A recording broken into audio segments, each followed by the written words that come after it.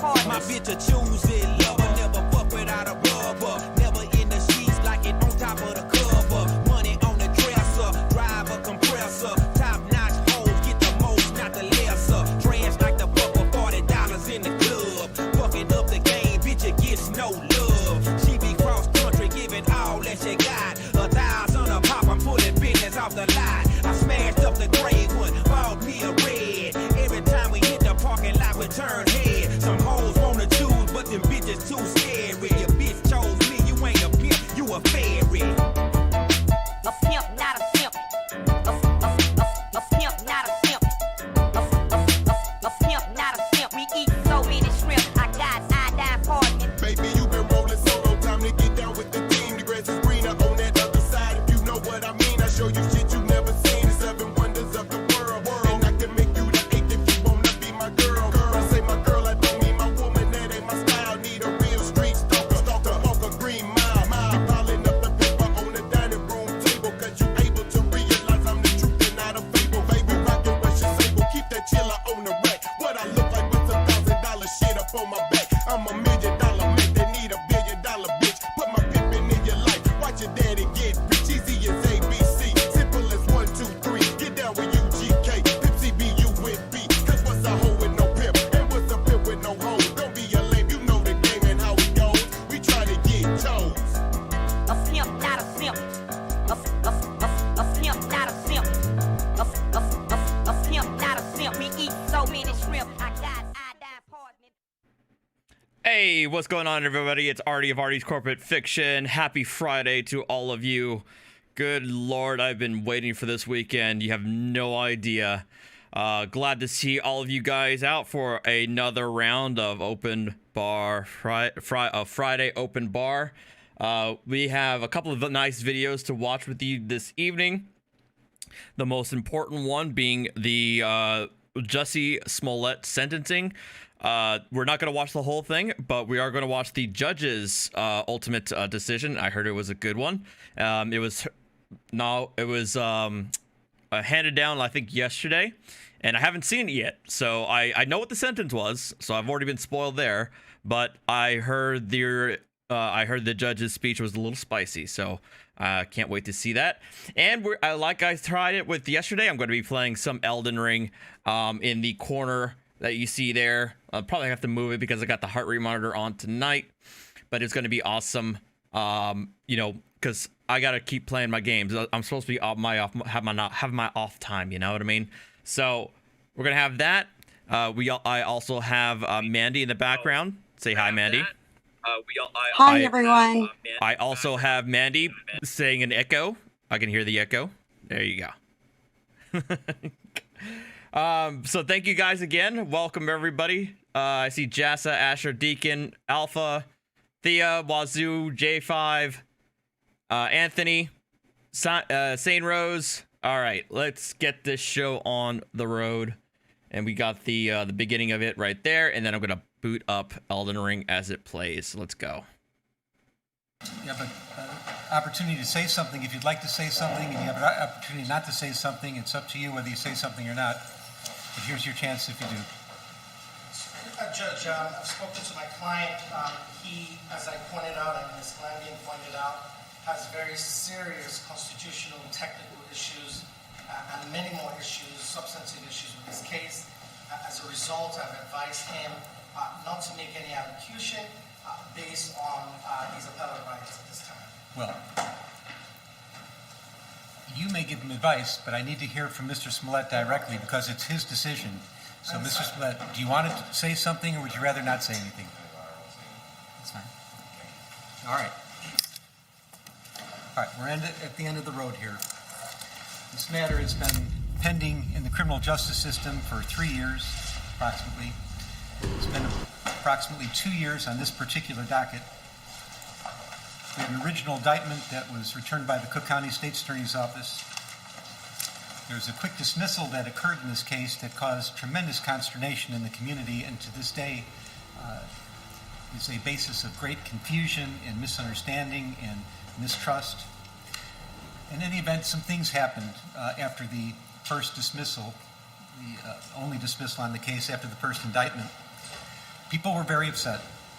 One person came forward in particular, and that person, of course, is Sheila O'Brien. Sheila O'Brien is a former retired appellate court judge.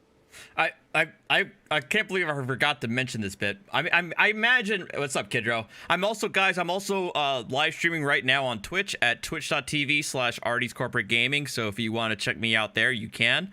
I'm trying to at least grow my Twitch presence a little bit more, so feel free to check me out there. While I understand most people are aware of this case, some people may not be. Back in 2019, Jussie Smollett, who was a character who is an actor who played a character on the Fox TV show Empire, claimed that he was attacked by two seemingly racist white individuals, one of them wearing a MAGA hat, and one of them claiming to strangle him with a noose or something like that. And he allegedly said to the police that it was, one of them stated this is MAGA country.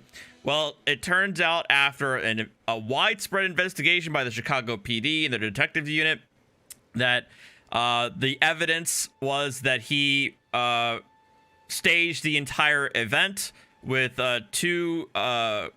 between him and two Nigerian brothers who apparently were also extras on the show.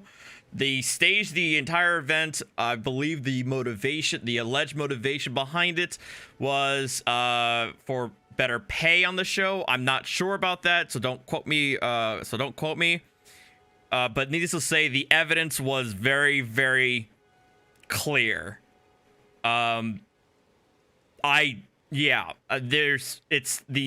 The evidence was overwhelming that this was a staged hoax that Jussie Smollett planned with these two brothers, but how that was notwithstanding, he has maintained his innocence. He has now been found guilty by a jury of his peers, and this is the sentencing hearing that we're about to listen to. And apparently my game is not running. Why is it not being shown to you guys? What is this? This is madness. Let me see here.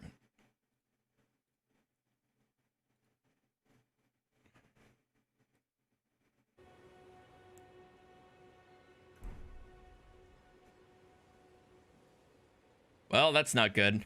I don't know why my game isn't showing.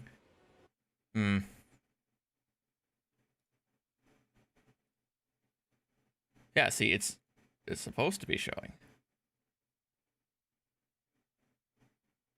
Oh, that's why.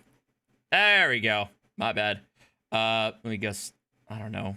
Just so I don't have the obstruct the judge's face, I guess. That's not gonna work. Not gonna work either. Ah, great.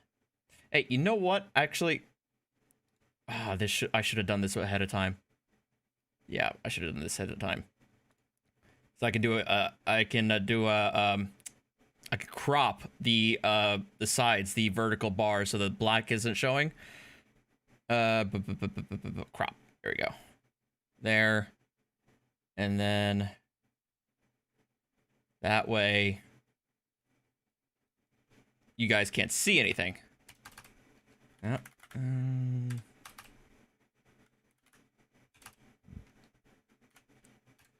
There we go. And then right.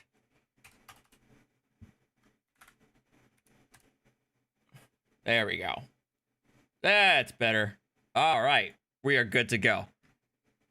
Sorry about that, guys, but looks like we are golden. Justice in the state of Illinois.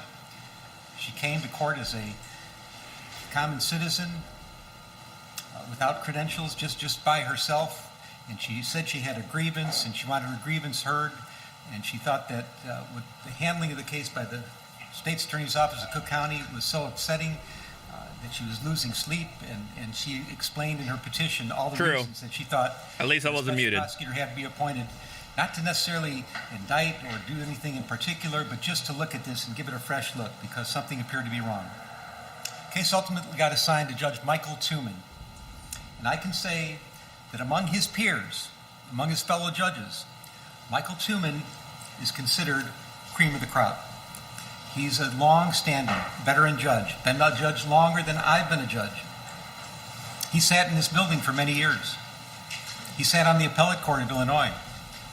He's the current head of the juvenile justice system. He has been a long-standing judge who has a reputation for knowledge, integrity, honesty, and always knowing what the right thing to do is. He took this matter under advisement and hearings were conducted. And after all these hearings were conducted and he listened to both sides, he heard from the State's Attorney of Cook County, he heard from Ms. O'Brien, he recognized that there was confusion in the public, there was concern, that confidence in the criminal justice system locally here was at risk and may have been damaged, and that the case required a second look. And Michael Tuman, in his wisdom, sought out the proper, what he thought to be the right person to address this, and he identified Dan Webb and the Winston Strong law firm as the people that might be able to take on the task. Dan Webb and Winston Strong agreed to take on the task. And as I already indicated, they did this pro bono, which means they did it for free. I don't know that at the time they signed up for this, that they had any idea that it was going to be as work intensive as this case has become. Well, I got wrecked. This case took several years, and we were slowed down by COVID a little bit, but the amount of pretrial motions that were filed were exhaustive. I have never, other than death penalty cases, which I used to preside over, seen I'm having a lot of fun. The extent of filing pretrial motions. And I'm not faulting the defense for filing many motions. I will just say that this case received as much attention and was gone over every little bit of it by a fine-tooth comb as thoroughly as any case I've ever seen before. The stacks of pleadings are high. I've got stacks on my desk that are unprecedented. And we had to wade through all of them, and it took a long time to do that.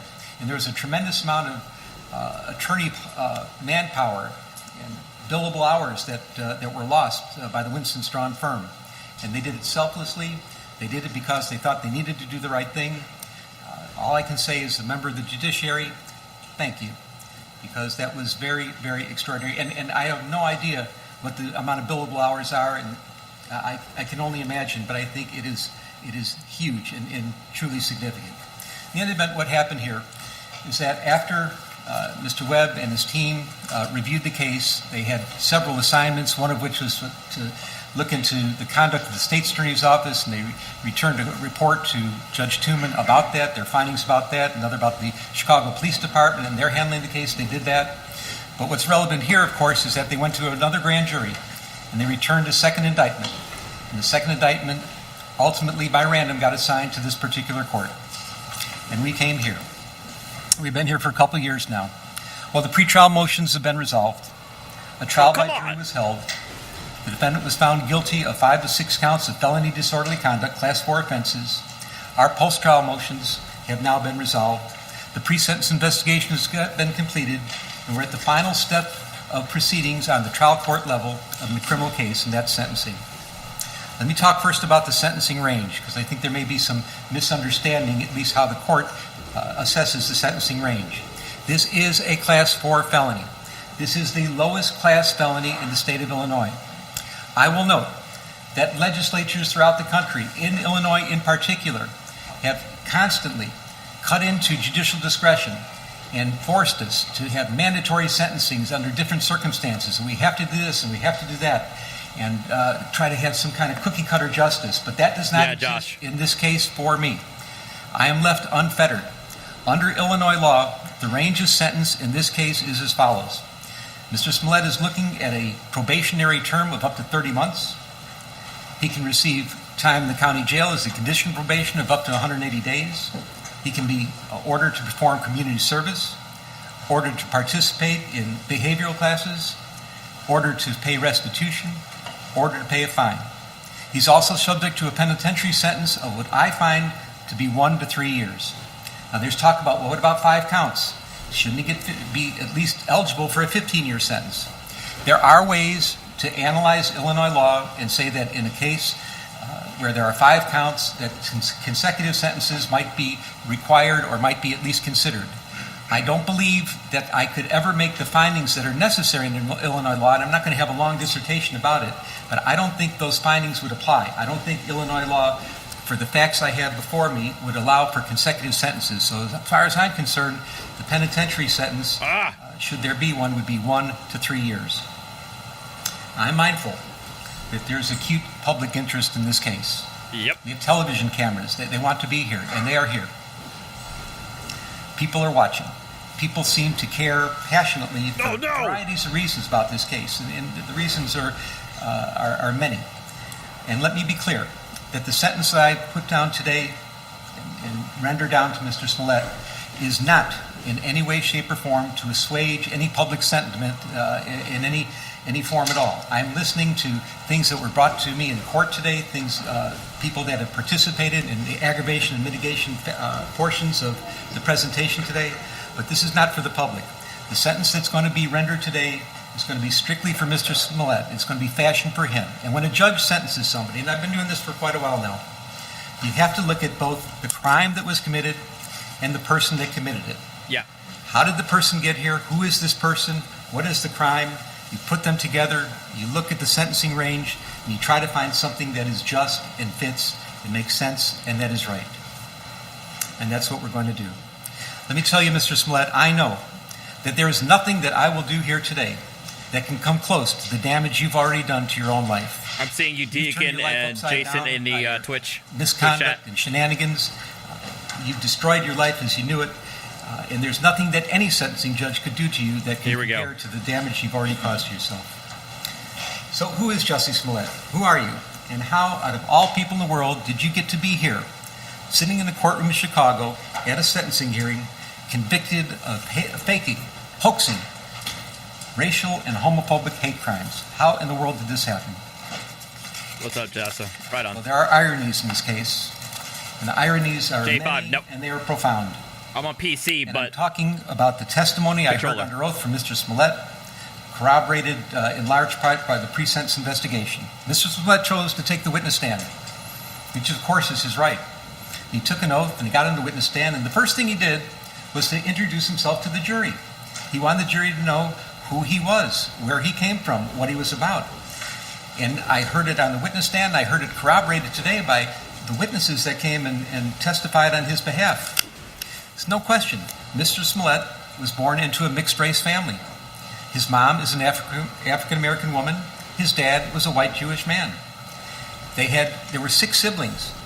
And if you can say anything about this family, and we're talking about a very, very tight-knit family, a village that was always in sync with each other, that cared about each other, was completely, wholly supportive of each other, you know that this family knew that's so about weird, J5. I can't play on keyboard. Social justice more than anything else. That's what the family stood for. It is part of the fabric of their existence. I know that Jussie Smollett grew up knowing to be sensitive to matters about racial discrimination, any kind of discrimination, any kind of social injustice. And as a matter of fact, I'm learning more about it as we're going on in the letters I've been receiving and the testimony I've heard today. He's been doing this all his life. He doesn't just talk the talk. He's walking the walk. He's out there. He's advocating. He's involved in the community. He cares deeply about social justice issues. And for you now to sit...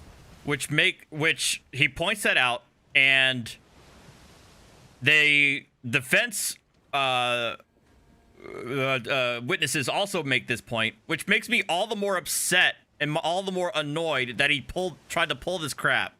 And he knew he knew or should have known what the possible ramifications are if he got caught. Here, convicted of hoaxing, hate crimes, racial hate crimes, and homophobic hate crimes. The hypocrisy is just astounding.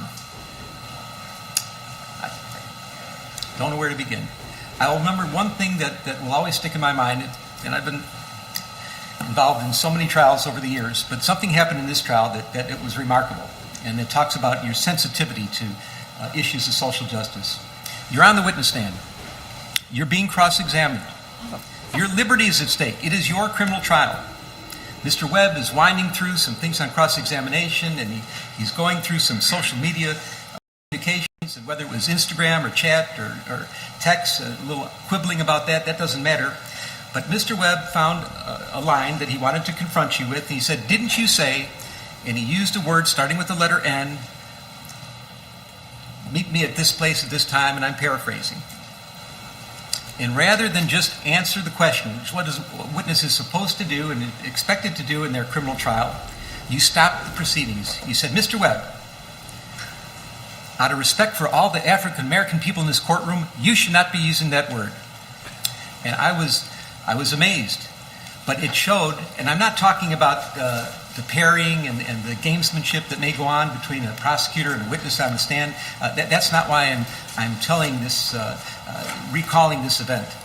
But what I'm talking about is how sensitive you were to any kind of slight. That anybody, if the wrong words come out of somebody else's mouth, you're going to get up and speak up and complain about it, and make sure that they know that they're not behaving the way you're supposed to behave. So you know better than anybody else that these are serious matters. They're serious to you. They're clearly serious to you, and as your whole family. And for you to be here now, convicted of these hate crimes, it's just astonishing. Faking hate crimes. So why did this happen? That's a good question. I think that's the question on everybody's mind. There's some conjecture you did it for the money. Frankly, I do not believe that you did it for the money. You were making, the evidence showed, close to $2 million a year when this happened. I don't think money motivated you at all.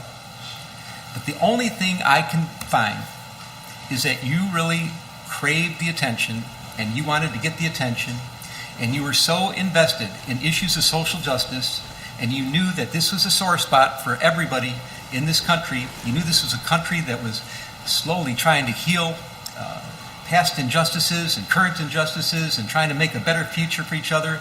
And it was a hard road. And you took some scabs off some healing wounds and you ripped them apart for one reason. You wanted to make yourself more famous. And for a while it worked. Everybody was talking about you. The lights are on you. You were actually throwing a national pity party for yourself. And why would you do such a thing? Why would you, I understand, you crave the attention so much, but why would you betray something like social justice issues, which you care so much about? And the only thing I can conclude is... do I think he deserved a harsher sentence? I think what he got was accurate. I thought what he got was sufficient. That is, and I acknowledge there are wonderful sides to you. There are very giving and charitable and loving sides to you. But you have another side of you that is profoundly arrogant and selfish and narcissistic. That's the only thing that can be concluded. And that bad side of you came out during the course of all these events. Let me talk about hate crimes for a minute. I've been a criminal judge for many years, and I've heard many victims of crimes testify in front of me. And any victim of a crime, no matter what the crime is, they are demoralized by what happens to them. It doesn't matter if you're injured unjustifiably, if somebody hurts you and it maybe cripples you or damages you in some fashion that's going to be long-standing injuries. If your property is stolen, your vehicles are stolen, people go into your homes, your possessions are stolen. Stop moving. All kinds of terrible things. It is a demoralizing experience, and sometimes it's the worst experience that anybody can ever go through in their entire life. And then if it turns out that the motivation for the criminal to do something bad to you was because they hate you because of your race, because of your ethnicity, because of your gender, your sexual orientation, your religion, your age, your disability. If that was the reason for it, it is exponentially worse. There is nothing worse than to be a victim of a hate crime. It is the worst thing that can happen, especially in our country with all our history and all that we're going through now to try to get around some of these issues. Hate crimes are the absolute worst. And I believe that you did damage to real hate crimes, to hate crime victims. There are people that are actual, genuine victims of hate crimes that you did damage to. These are people that have a difficult time coming forward. They may be mistrustful. They may not want to bring it to the attention of the community or first responders. There may be some trepidation. I don't know for sure how much damage there was. I don't know how this is going to impact other people, if they're going to be hesitant to come forward because they're going to think that they're going to be accused of acting like you and doing a stunt like you pulled here. I don't know if first responders are going to be more doubtful and skeptical of people that come forward, real victims of hate crime, because of what you did here. I don't think so. I'm hoping it's not that way. Now I'll show one of the ironies in this case, and I find this pretty profound. I got letters from people that advocate about victims of hate crime their entire lives. They devote their lives to this. I'm talking in particular Derek Johnson, president of the NAACP, Reverend Jesse Jackson, he's an icon here in Chicago, no introductions necessary. They devote their whole lives to addressing issues about social injustice and hate crimes. And they are here today asking me to show you mercy. And I take that seriously. I find it profound. I take it seriously. And I know that they're in a better position than myself to educate the public about that topic, about the damage you've done to real victims of hate crime.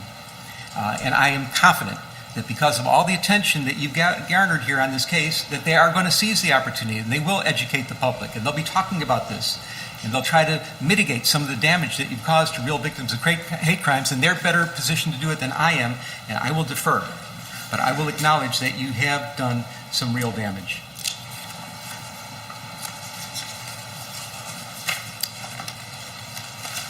Yep, he did. I want to talk about your premeditation. Again, I've been a criminal judge for many years, and I know that people end up where you are right now, awaiting sentencing on their criminal trial. And how did they get to court? How did that happen? There's some people that wake up in the morning, they have no intention of doing anything wrong. They're not looking to do anything criminal. That's the last thing on their minds. But there are crimes of impulse that happen.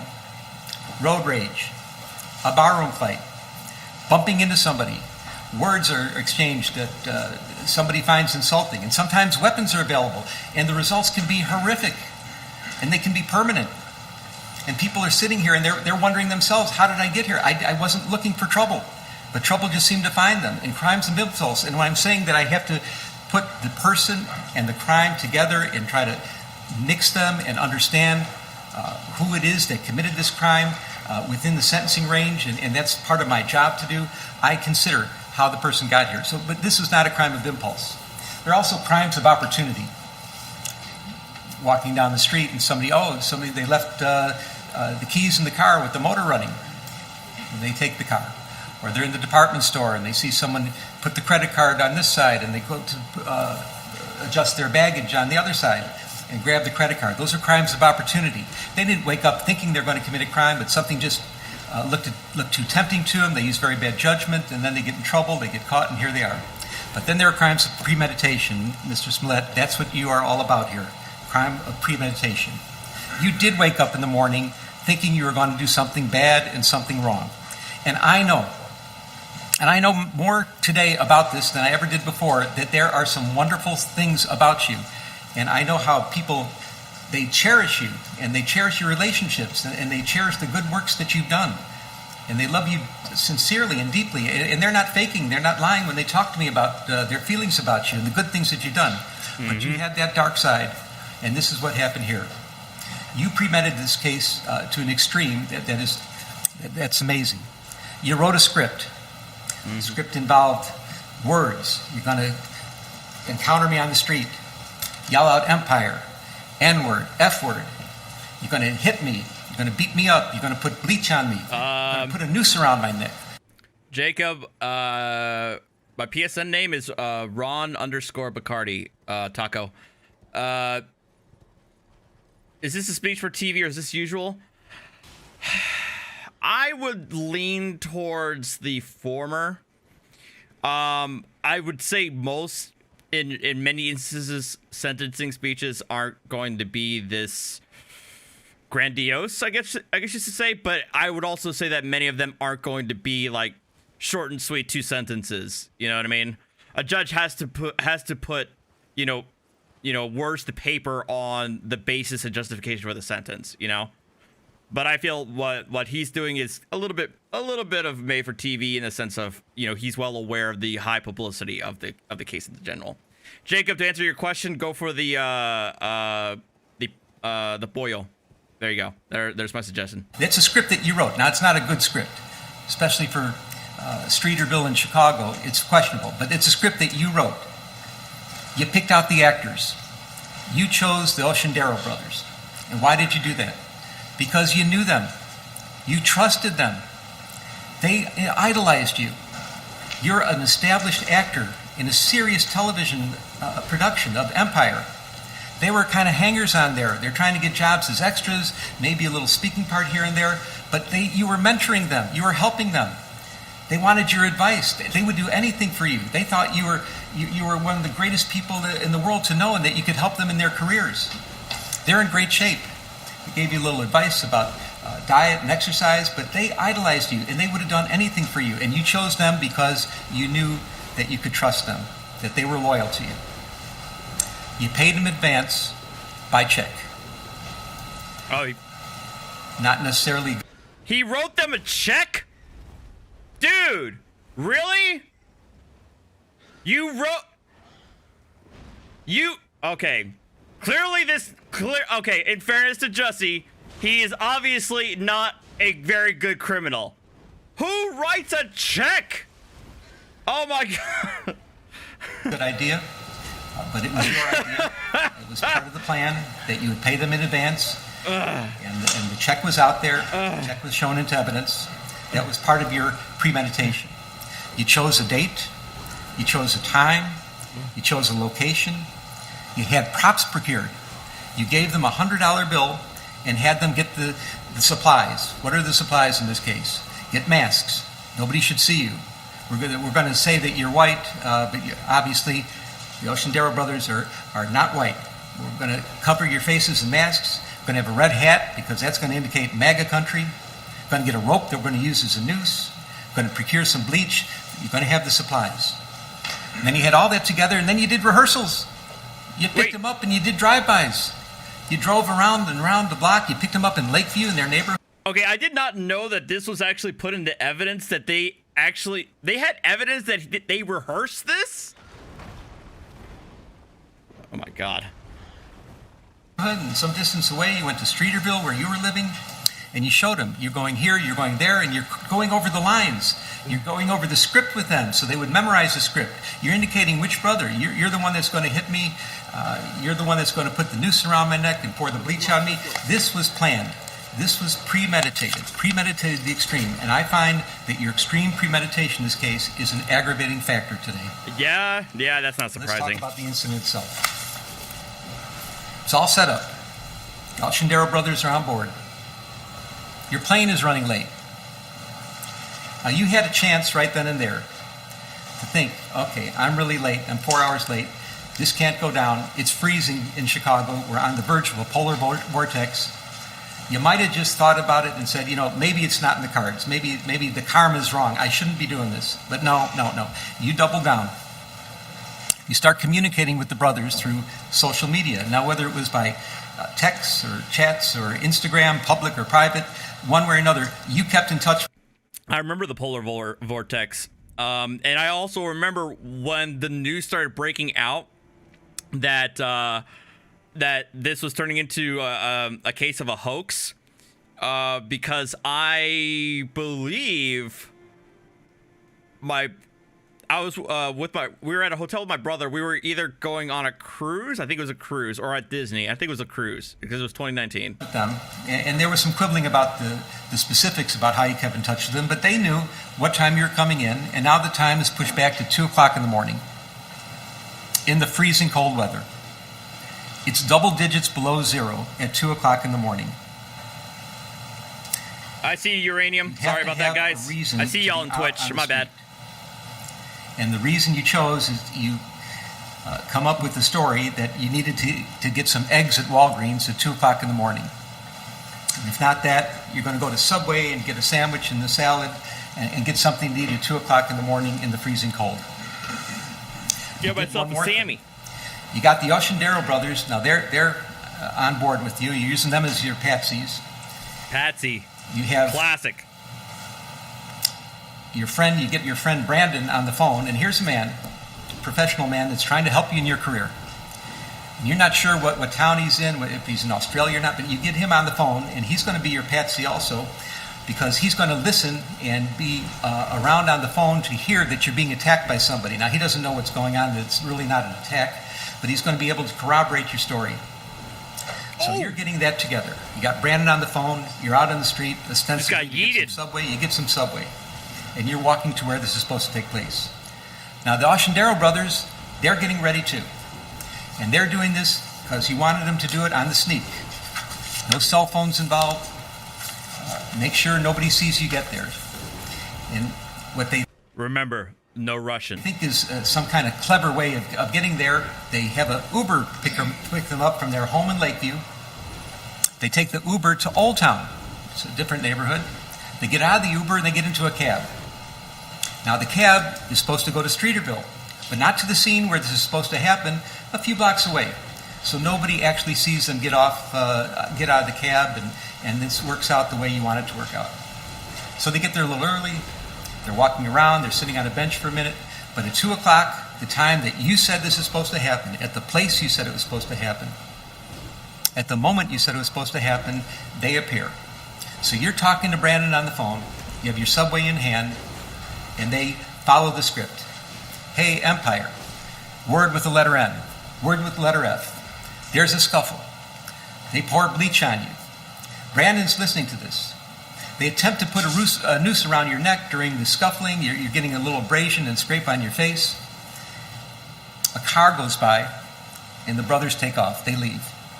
They never did get the noose around your neck. So what do? You gather your belongings. You get the cell phone. You're talking to Brandon. Hey, did you get jumped? Yeah, I got jumped. I got mugged. Did you hear what happened? You're trying to make sure that he heard the words that were spoken. You grab your food, and you took the noose that they never did get around your neck, and you put it around your own neck. No! I repeat, you put the noose around your own neck.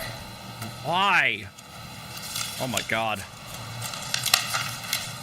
You go home. Video footage shows that when you walk into your residence, you have this noose dangling loosely around your neck. You go into your apartment. The police are called. The police arrive. The first officer on the scene is Chicago Police Officer Mohammed Beg, in full uniform, the first responder of the first responders. His body cam is on. He sees you. And now he sees that noose is around your neck, but it's not the way that you walked into the house. Now the noose is up at your throat. You've maneuvered the noose, and you've made it look worse than it was. This is part of your plan. Officer Beg asks a simple question: what happened? And then you start to lie. And you haven't stopped lying ever since. You've been lying and lying and lying about this case, and that's why you're here today. You want to fake an incident on the street, try to get some attention at work, try to have somebody else feel sorry for you. That would never have got you here. The problem was you lied to the police, and you caused all kinds of consternation. You caused a major investigation to take place, which got many people involved and caused great stress throughout the city and throughout the entire community here, and that's the problem. That's why you're here now. Those were the crimes you're convicted of. Not the shenanigans out there, but the lying about it, making it up, and that's why we're here now. You repeated your lies at the hospital.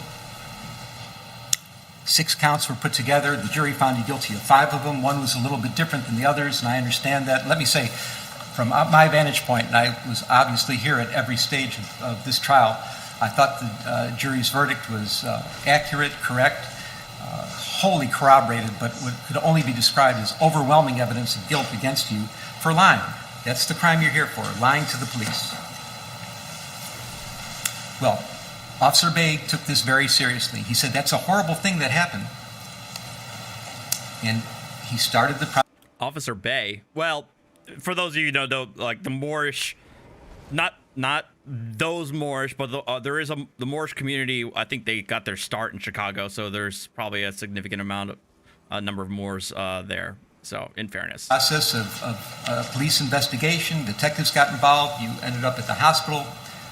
All things were starting to happen, and this word got out. And you're not just any person.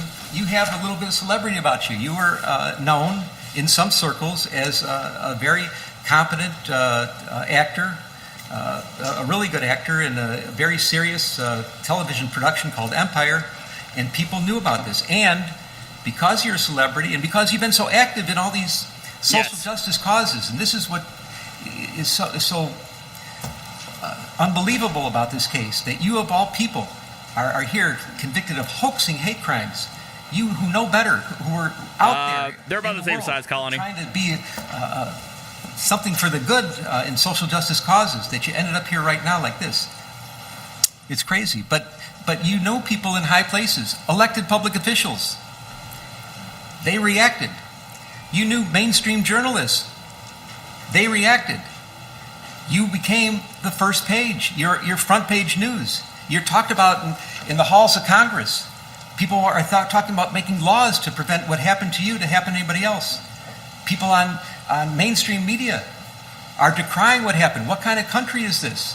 How could they do this to Jussie? We know Jussie. He's such a gentle guy. He's the guy that was described to me by all the family and friends that I heard from today. And I believe that Jussie exists. But you use them as your patsies too. They were giving you the national pity party you wanted. They're putting you on the front page. All the attention is on you. Damn. People talk about social injustice. Your name was coming up first, which is exactly what you wanted. But Damn. You used them. If anything, people in those positions, elected public officials, mainstream journalists, their credibility is everything to them. And you didn't care that you might be damaging it. You did damage to them because, again, there's a side of you that has this arrogance and selfishness and narcissism that's just disgraceful.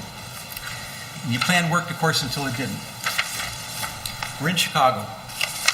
You lived here for 5 years, working on the Empire show. And you have to know, as well as anybody that lives in Chicago, that Chicagoans, they love their city. They're fiercely loyal to the city. And believe me, Chicagoans know we don't all agree with each other on a lot. There are all kinds of disagreements on what our city should be, what the vision should be for the future. There's even disagreements about what our past was like. But despite all the disagreements and all the things that are not right with Chicago, it's sweet home to Chicago, to the Chicagoans. Chicagoans are fiercely loyal to their city. But Chicagoans have one thing in common that they agree on, that there's no misunderstandings. Everybody's on the same page.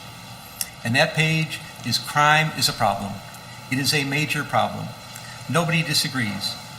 And we know that police resources, Yup. they are valuable. They're limited. Detective resources are precious. And they cannot be squandered. And what you did, because you were selfishly, arrogantly, and narcissistically bringing attention to yourself. It's the only reason you could have been doing such a crazy thing that you did, was you took away a lot of resources from other places, from other real victims of real crime. Jacob, Chicago deep dish is not pizza, so New York style wins by default. You used up the police resources for your own benefit. And that's a big problem here. What you did is you created what we call around here a heater. What's a heater? A heater is a case that when it's reported to the public conscience is shocked to such an extreme that the public is demanding that the police solve this crime here, right now, right here, right now. Everything else has to take second place. The heater has to be addressed. And you created a heater. And boy, did they put on an investigation. And I know that I've been listening to Chicago police officers and listening about police investigations for many years. And it's certainly not a perfect police department. It's perhaps unfairly maligned in some respects as well. I'll match the homicide detectives here against any in the country for their competence and thoroughness. Not a question about that. But what they did in this case is extraordinary. I have never seen, even in some murder cases, the amount of police work that went into this investigation.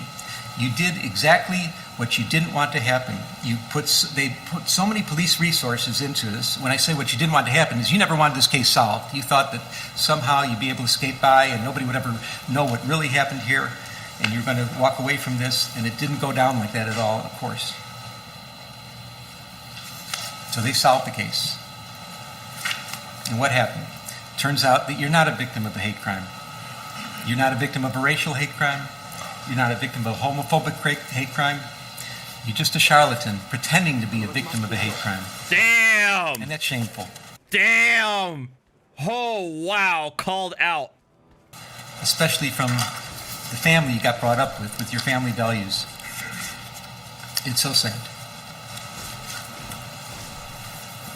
The damage you've done to yourself is way beyond anything else that can happen to you from me or any other judge that would be sentencing you in this criminal case.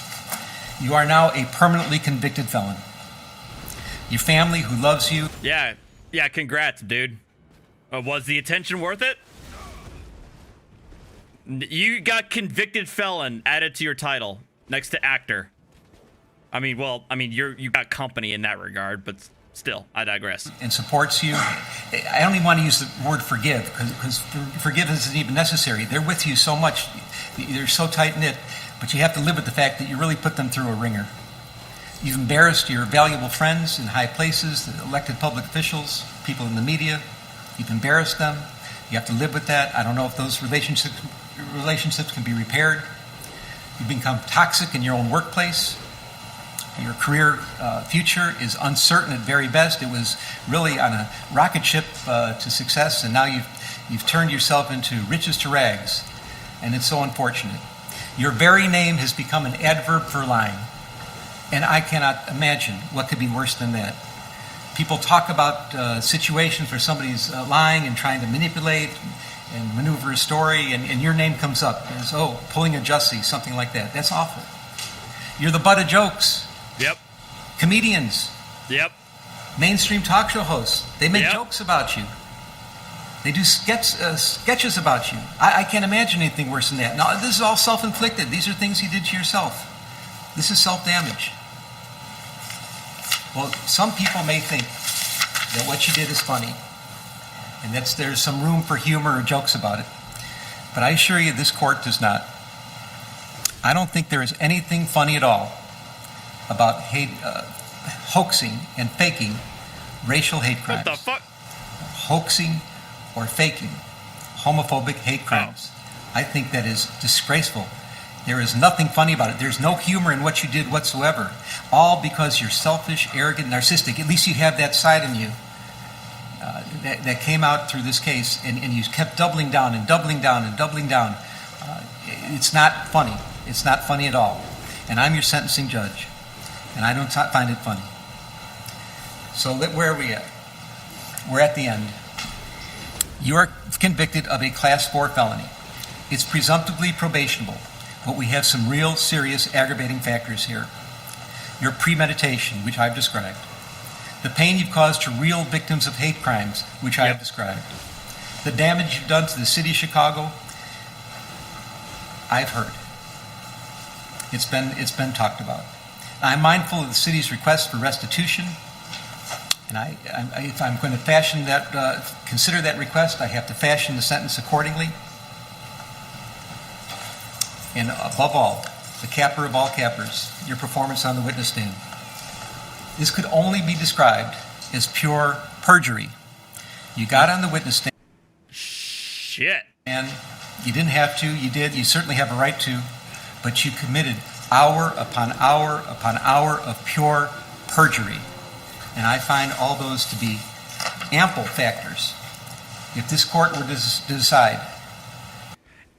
I have not seen this trial, but I have to believe that there's no way that the judge would be this forceful and confident about accusing Smollett of perjury had there not been direct, impeachable evidence that he was confronted with by the prosecution that completely shot his testimony to shit. In other words, Jussie Smollett said, I didn't text this guy. And the prosecutor gives him direct evidence that through his phone, that you texted him at this date. We're talking about that level of impeachment, that level of direct contradictory evidence for him to actually say that. For the judge to say that with confidence, that he perjures himself on the stand. That the things you did, that any kind of probationary sentence would deprecate the seriousness of the offense and you need to go to the penitentiary, the record is clear and it would support it. But I'm looking at everything in its totality. And I agree. It was told to me today, you can't judge everybody by one bad thing they've done in their life. I don't know if it's the only bad thing, but it's the only bad thing that I'm concerned about now. And that you do have quite a record of real community service and quite a record of attaching with people. There is a lot of mitigation in this case as well. And I'm mindful of the pleas of mercy, particularly from people that are in the arena of dealing with social justice issues, that are fighting, seriously fighting, not playing around, not doing games like you were doing, but seriously fighting for matters involving hate crimes of all sorts. And they're asking you for mercy as well. So I'm trying to consider who you are as a person, how you got here, how somehow you strayed away from your family values, you let that dark, narcissistic, selfish, and arrogant side come out, and you persisted with it for years on this case. I'm fashioning the following sentence, and here's your sentence. I'm sentencing you to 30 months felony probation, and the probation is going to be to this court. You're going to be allowed to travel wherever you want. You do not have to live in the state of Illinois.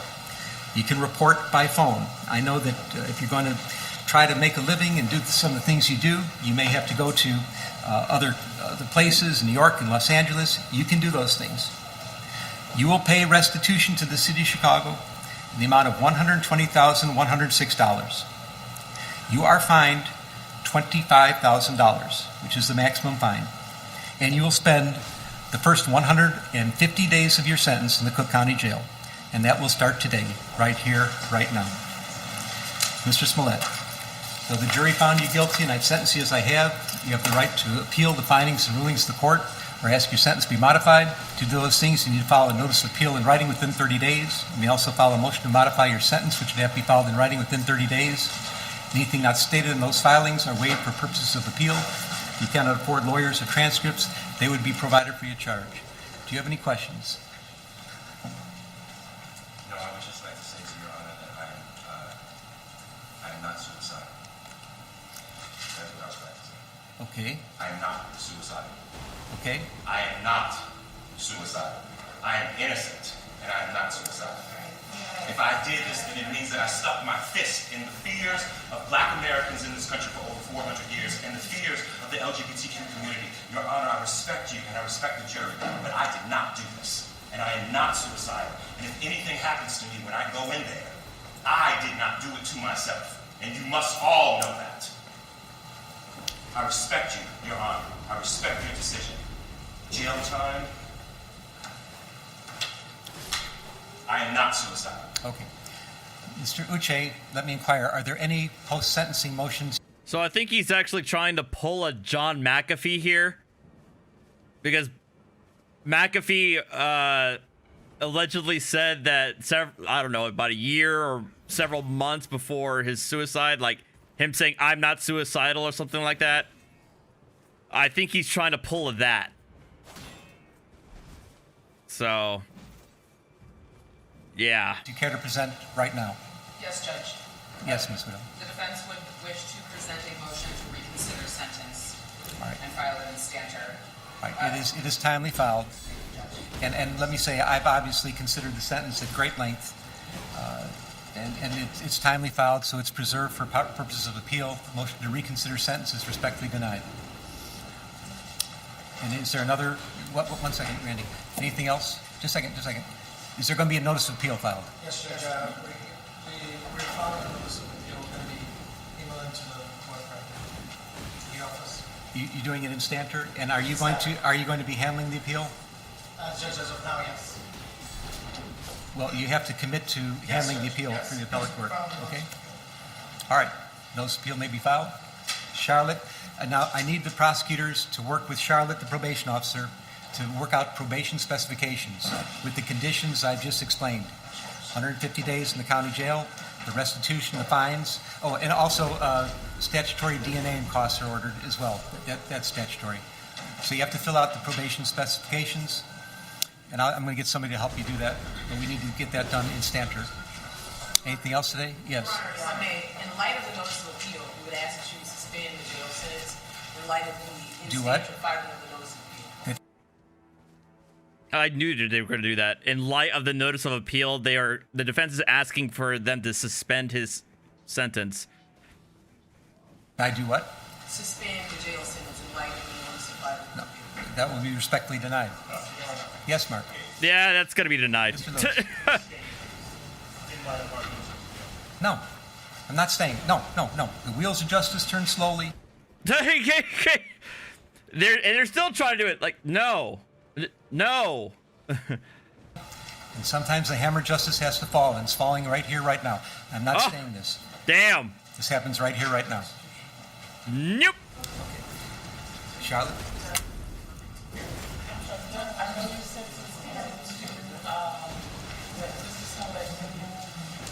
Yeah, I'll talk to you about it. I'll give you those details.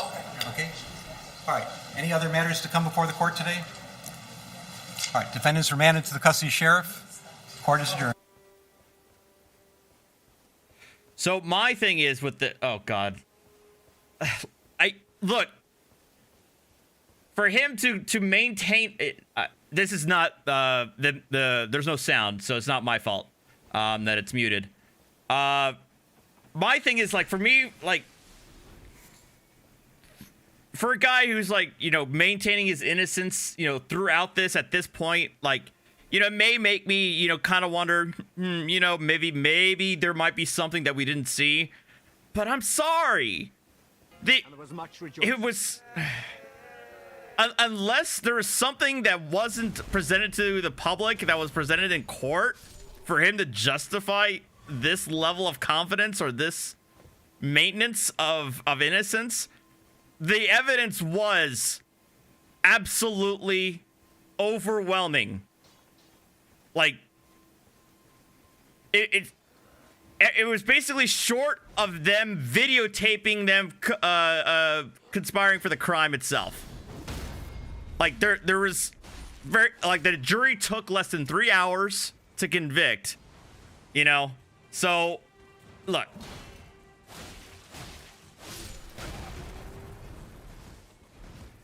I mean, it's possible that he's doing that to maintain his innocence for the purposes of appellate, but I mean, maybe. And that could be it, but look, the evidence is there. This is there's no yeah. Anyway, moving on. Less than 3 hours for them to convict on 5 of the 6 charges.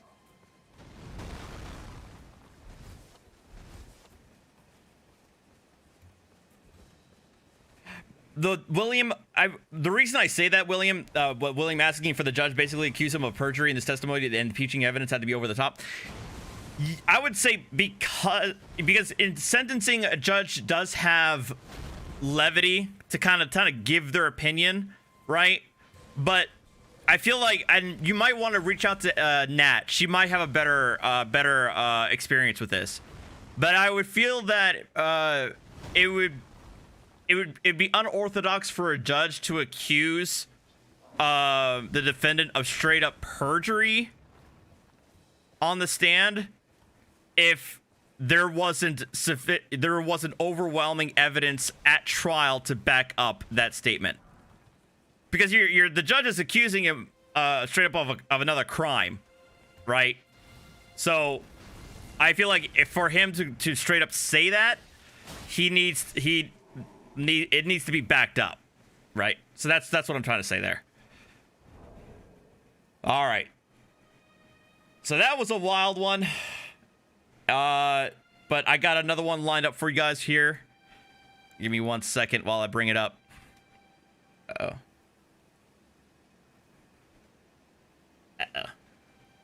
And there was much rejoicing. Uh-oh. While I'm bringing up the video, Mandy, you want to bring up the super chats? Sure, absolutely. Okay, so in the last day, we have Billy Brule became a new member. Thank you. We have Jerry Dunk sent $1.99 super chat. I hate non-squinters, so I sub to your channel. Non sequiturs. Okay. Thank you for that. Sequiturs. Yeah. I'm sorry. So I subbed to your channel. Led Zeppelin Werewolf Girl 73 became a member. Thank you so much. Heather Manacucci became a member. Thank you, Heather. Gemma Russell became a member. Thank you. Kathleen Lee became a member. It's great to have you aboard, Kathleen. Thank you. Tom Castro sent a $5 super chat.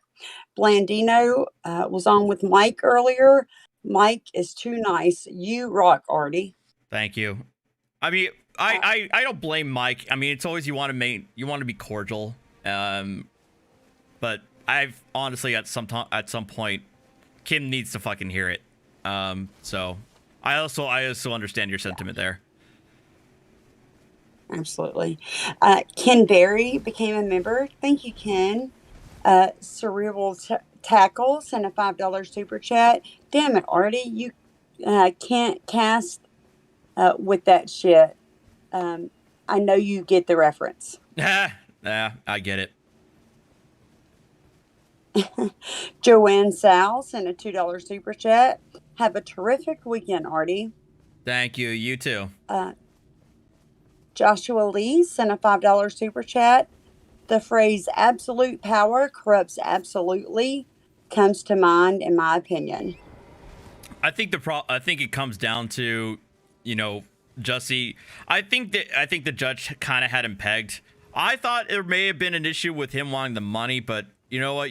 He might have been right. I think this really did come down to attention, because a lot of the MOs for a lot of these sort of hoax crimes, that was a primary underlying factor for the person's motivation to do the hoax. They wanted the attention.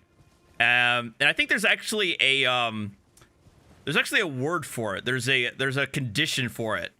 And it's something, and what I understand is like it has to do with people. It's diagnosed to people who also like to fake ailments, like fake illness, because of the attention that it garners. It's housing syndrome. Is that what it is? That might be what I'm thinking of. Something like that. I kind of think it's that like that. Yeah. No, go ahead. Sorry about that. Okay. Ken Berry sent a $2 super chat. Homie is nuttier than squirrel crap. That was great. Joshua Lee sent a $5 super chat. Your perspective on this is great and enlightening. Thanks, Artie. Thank you very much. And just on a lighter note, we need 42 subs to reach 10,000. Nice. I'm getting there. Let's see if I can get it tonight. I doubt it, but it's okay. I'm looking at the actual countdown. 42. Okay. Thank you, everyone. All right. We got the next one. I think I have seen it already, and because I think I was recommended it by a handful of y'all. So we're gonna have to watch it. I just know that I cannot drink because of the saying of a certain phrase, or else I'm going to have to end this stream early. All right, let's go for it. Shout out to Van Balian, of course, because he always finds some of the best content. So check him out.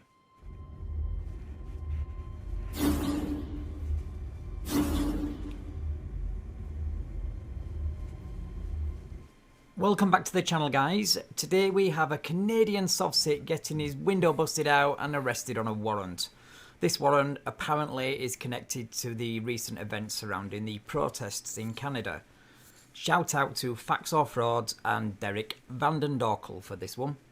Vandendorkel? Only open your window a bit.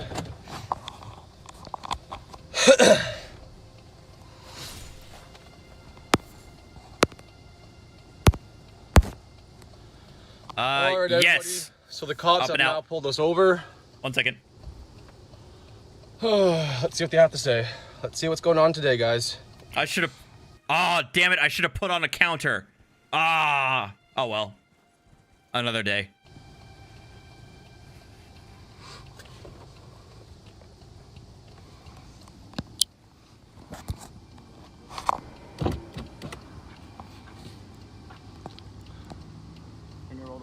I did. I can hear you. Okay. Hey, Tyler. I don't consent. 1. I don't consent. 2. We have a warrant for your arrest. I don't consent. 3. Yeah, your consent is not required, buddy. You have a warrant. Okay, so we're gonna open the door and I'm gonna arrest you for that on the street. I don't consent. Okay? I don't consent. 5. What you're doing is illegal. Okay. I am not that corporation you have in your hand, sir. I do not consent to what you're saying. 6. That's a corporation. Okay. My name is not spelt like that. It's a capital T, small y, small l, small e, and r. That's all capitals. That's not me. Okay. If everyone can come down right now to George Street or Water and George, the cops are trying to arrest me for absolutely nothing. If you've done You nothing just said wrong, it, there was a there should be nothing to worry about. But you have a warrant. for He your said he arrest. had a warrant, though. So, Don't open the door, no. Tyler, can you unlock the door, please? I don't consent. Okay. Tyler, you need to open the door because you're going to be placed under arrest on the strength of the warrant, okay? I don't consent. What's your name and badge number? My last name is Schubert, and my badge number is 280. What about you? Well, all of you? You!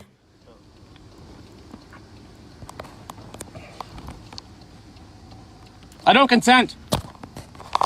I don't consent to anything you're doing. I don't consent to you either. yeah, you said that already. I don't wish to cooperate with that corporation because Peterborough Police is a corporation to make money. I do not wish to cooperate with your corporation. Do you understand that? I do not wish to cooperate with your cooperation. Well, I don't agree with it, but Your Peterborough Police is a corporation. I do not wish to do anything with your corporation. I do not consent to anything you're doing at all. I do not understand. I don't consent. I don't consent. I don't God. consent. I don't consent. Oh my god. Well, it does actually. No, it doesn't. That's not how the law works. I don't consent. Ow. You do what you gotta do. I don't consent. Looking real tough there with your mask on. Okay. Everyone's watching your criminal activity. Okay. No, everyone's watching your criminal activity.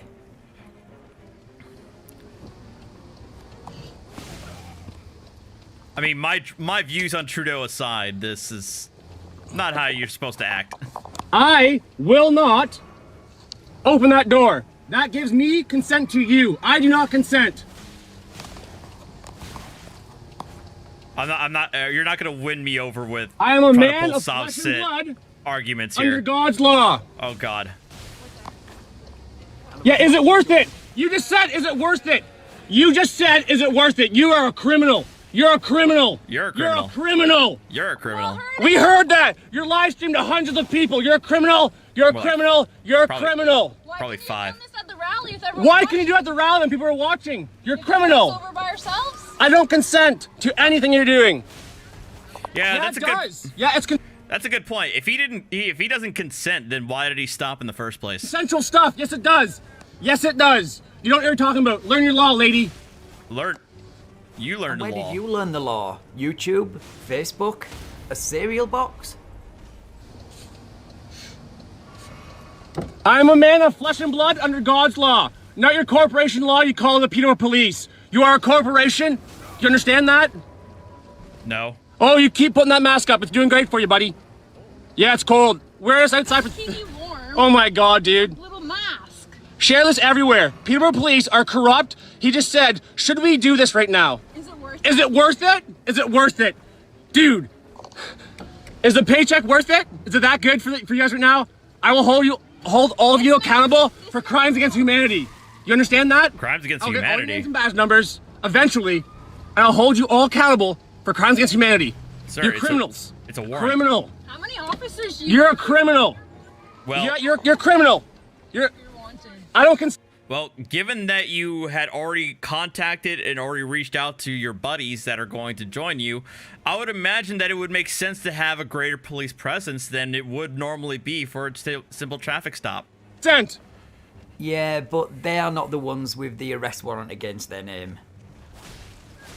You saw him when he got to the rally this morning. I was at the rally all day today. Why don't you come get me then? Because it's At the rally down there. Why don't you come get me then? Because it was a lot easier to get you. Why do you wait till I leave and harass me and stalk me like weird people? I thought you were supposed to uphold the Canadian Constitution, the Canadian Bill of Rights, the human rights, right? Nothing. You guys are absolute criminals. You guys are nuts, man. You're a criminal. I don't consent. I don't consent. Oh my I don't God. consent. Oh my I don't God. work with corporations. I'm a man of flesh and blood under God's law. Ow.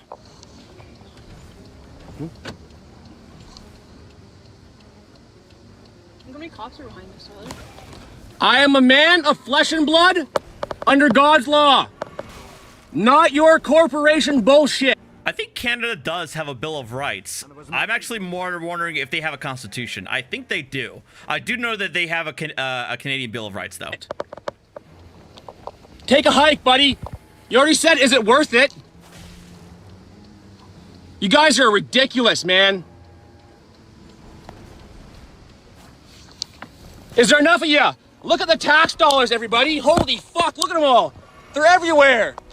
Look at them all. You guys are right. Ah, that's right. It's called the Charter of Rights and Freedoms. So, again, he obviously adopted American sovereign citizen logic and thinks that he's going to bring it to Canada. At least get the names right. Come on now. A fucking disgrace to the badge, the Canadian. Oh my God, you guys are gross. Molson for everyone. Gross. Look at them all, guys. Ew. Look at them all. Holy All the Canadians moly. even want Molson. There's so. at least 1, 2, 3, 4, 5, 6, 7. There's 7 cruisers. You guys are nuts, man. He counted to 7. I'm shocked. And Look, we got all our support. yeah, here comes a convoy, buddy. Yeah. So no shit that they have extra backup with them because you called your convoy there. You guys are looking so dumb. So dumb. You are so dumb. I don't consent I don't consent to to you. your corporation that's trying to make people a part of your illegal fiction. Do you understand? I don't consent. I don't consent. I don't consent. I don't consent. I don't consent. I don't care what you have to talk. I don't consent. I don't consent. I don't consent. I don't consent. I don't consent. Then break the window if you have to. Wait. I don't consent to anything. Whatever Where'd he you go? do, you're being held accountable. Do you understand that? Name and badge number, please.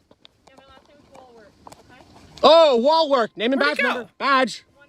Thank you. There you have it. This is your Ah, site. thanks, Yeah, dude. smash. If you want to smash the window, go right ahead. I'm going to hold you guys accountable. Okay. I'm holding. You will be personally held accountable. I'm going to take your job. Oh, yeah? Yep, I'm telling you. Yeah? You have an opportunity to walk away. I don't consent. Okay. I don't consent. Oh. I don't think you understand. He understands. He already said we shouldn't be doing this. You guys are absolute criminals. Criminals! You're a criminal. Go away. You go away. You're harassing us. Harassment at its finest. You forgetting and trap us at our own home? You're harassing us. You come to my house, you stalk my house, you fucking House? won't leave me alone? House. What is this? There's the accent. Look at there's little kids watching. Yeah, and you're making a scene.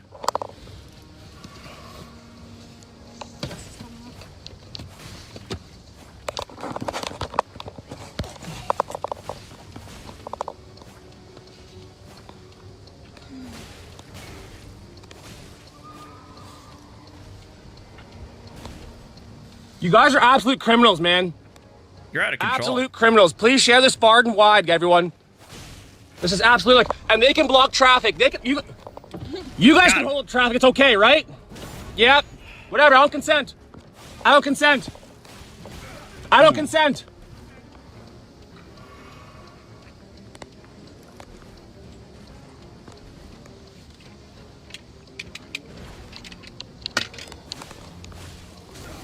Ah!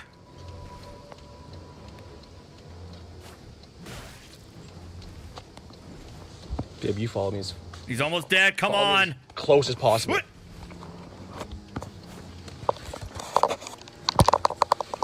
Okay, here it No! comes. Ah! But remember, he doesn't consent.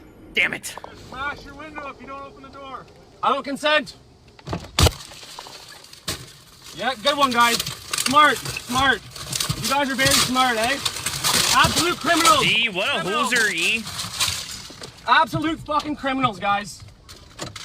Yep, good job, guys. You'll all be held accountable. Come on out. Come on out.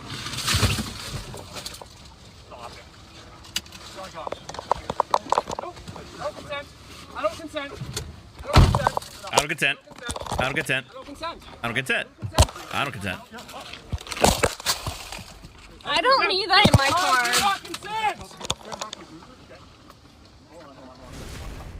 I don't think yelling it is going to make them understand that any better.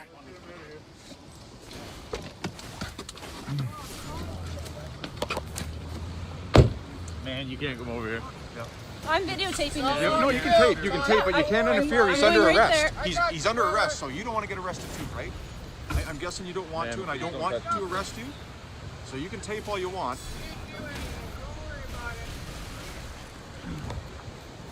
This is your people police, everybody. This is it right here. This is what you guys want. This is what you want, guys. Freedom, right? Right. Yeah. He's such a criminal, isn't he? All this has to be here for him? Yes, they do, because you called in your convoy buddies, remember? Are you really that dumb? Sorry, that was a dumb question. Yeah, it was. They don't want me to get arrested too, Tyler.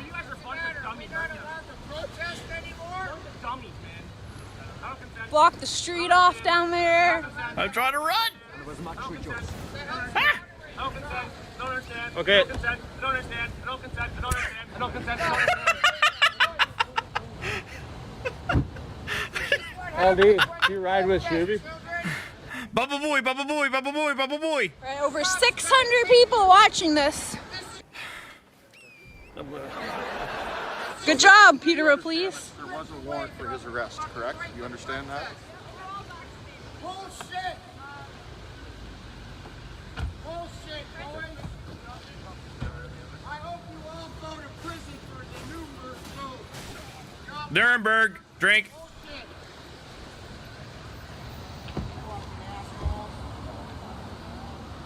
And just copy damage. What's the matter? We're not allowed to protest? Freedom of speech? Gonna start arresting everybody for freedom of speech? Is that the game you all want to play? Y'all should be ashamed of yourselves. Yeah, Mike, it's Peterborough.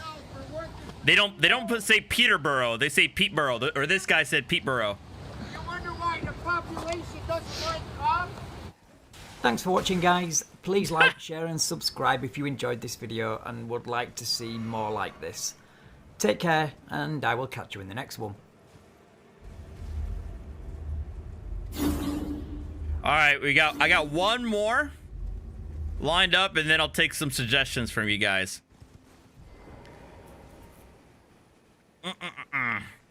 Any new super chats, Mandy? Yeah, we got just a couple. Let me pull them up. We've got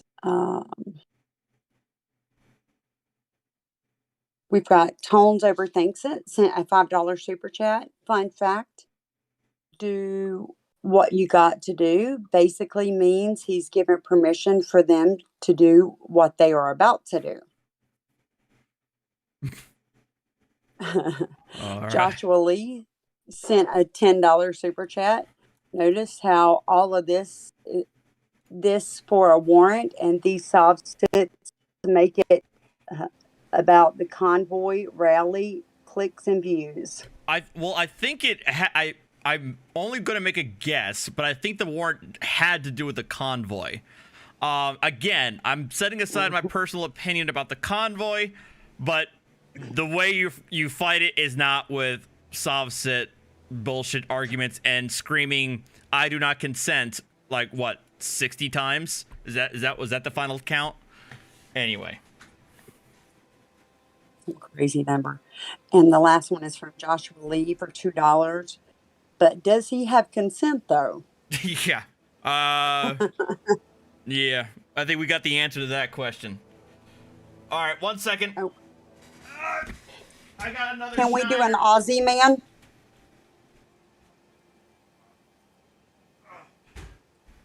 Ozzy Man, Ozzy Man.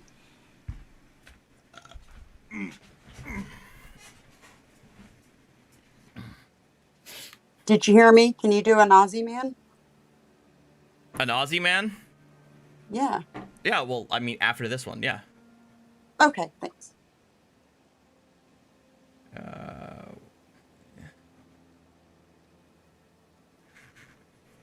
right. I have not seen this one though. This is gonna be brand new for me. So let's see what happens. Straddling the line, crossing the 2.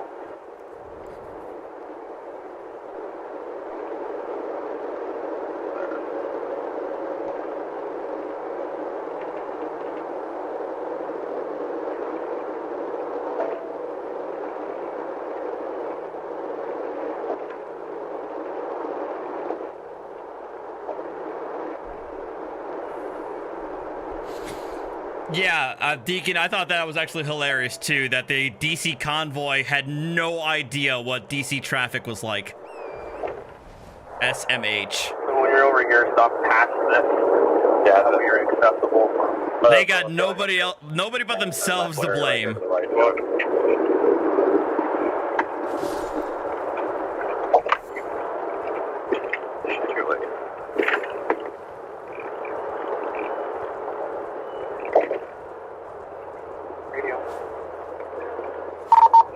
Seattle stopping.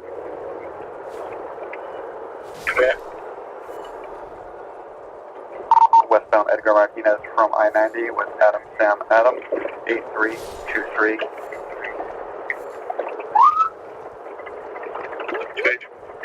Online. Stop in the lane, I think. How to do it? Stop. He's gonna go. And they're still going.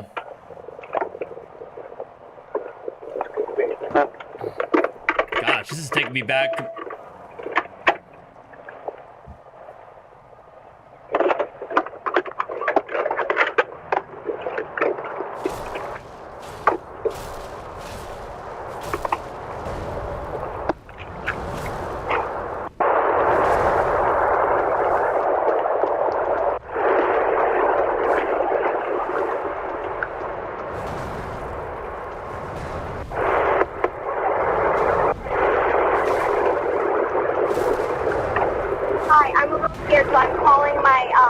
brother-in-law to just be on the phone with me. Okay, yeah. Interact, if that's okay. That's fine. Do you have license reservation for with you? Yeah. You put them on speaker. Yeah, put them on speaker. Fine. So the reason for the stop was that your lane travel, you're crossing the line, and your speed fluctuating between 80 and 60 miles an hour. Well, I'm close. I was planning on getting off the exit, and I didn't know zero. So how much do you have to drink tonight? Oh, by the way, okay, here's what I don't know. I know this is a traffic stop, but the title of this video is called, and it's in quotation marks, is that she's not drunk, she's just an asshole. So I'm very curious as to why that was quoted. So we're gonna see what happens.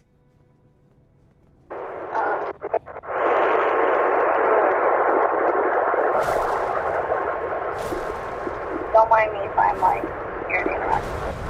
Play the Karens in court videos? No. Kidro, I already played, or I've already seen those. Those are pretty old. Kidro. I didn't see those though.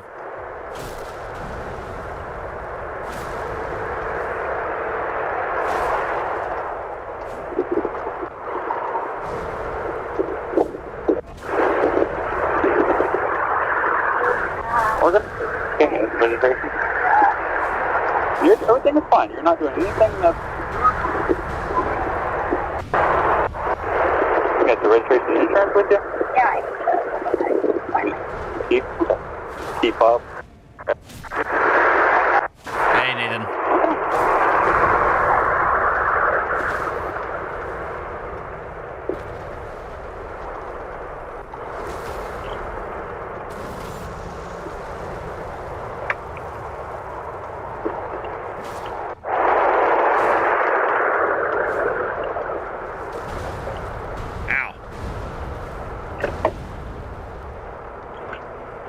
So the car yours, or Washington registration and Oregon license? Have you changed over to Washington license yet? I thought I could jump over that. Okay, with the DOL, yeah. Hey, just go ahead and get step out here to the front of the car real quick. Real quick. because of the lane travel and everything like that. I just want to make sure that you're safe to drive. That's all it is. And once we do this. Okay. Yes, you are. So I'm asking you, due to this investigation for driving under influence, I'm going to have you get out. Under what influence? Of alcohol or drugs. I'm asking you. Alcohol or drugs. I'm asking you. You're not asking me to get out of the vehicle when I don't feel. No. He asked you to get out. He just like, sure, okay. Let's just do that. Pennsylvania versus Mims. You got to get out anyway. Once you get out, if you're okay, you're safe driving, then free to go. Yep, that's what he's Now, you can deny the sobriety test, but you'll probably be taken in for a test. Say no, I'm not. No, you don't when someone asks you to get out of the car. There's case law on it, okay? Well, let me go call my attorney. I have an attorney. So I'm not. I know somebody who's an attorney. Get that on your cards. Let me call my attorney. So, here's the problem, okay? He asked you if it's been reasonable. If you hadn't been drinking, it shouldn't be a problem It's for not you, right? about that. It's not even about. I'm obviously talking to you like a very well-educated person, for one. No one's saying that. Yeah, and I don't need to get out of the vehicle for what you saw. That last exit was closed, and I'm trying to figure out what I'm going to do, if I'm going to take a right or if I'm going to take a left. You saw that exit was closed, right? Yes. Am I being reasonable? Am I lying? No, southbound I-5 is closed. But it was closed, and I didn't know. Should I can we take time I-5 out? north? He doesn't need. I-5 south. Case law is established that we don't have to prove why we're asking you to get out of the car, okay? He's just trying to be thorough. That's why he was explaining the stop process. But he's not even required to do that. So he's trying to help you out by telling you why. Is this a cop and a trainee? Or somebody in training? That's what it sounds like, actually. So it's just a little less stressful for you.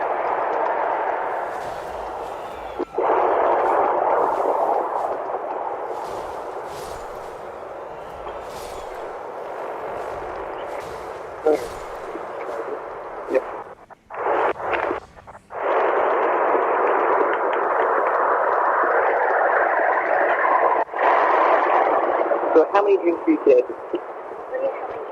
Yeah. Good question. I had a drink. And I'm talking If you're not, that's not DUI. If you're an adult and you've had drinks, that's perfectly okay. A drink. Okay. All right. It's not even about that. It's the fact that you really thought that exit was closed, and instead of taking I'm literally like, I have to make a split decision. Do I go this way and I don't know what I'm going this way, or do I go north and come back around south? The lane travel I saw was prior to you even trying to find that exit. Yeah, because you saw the thing. Okay.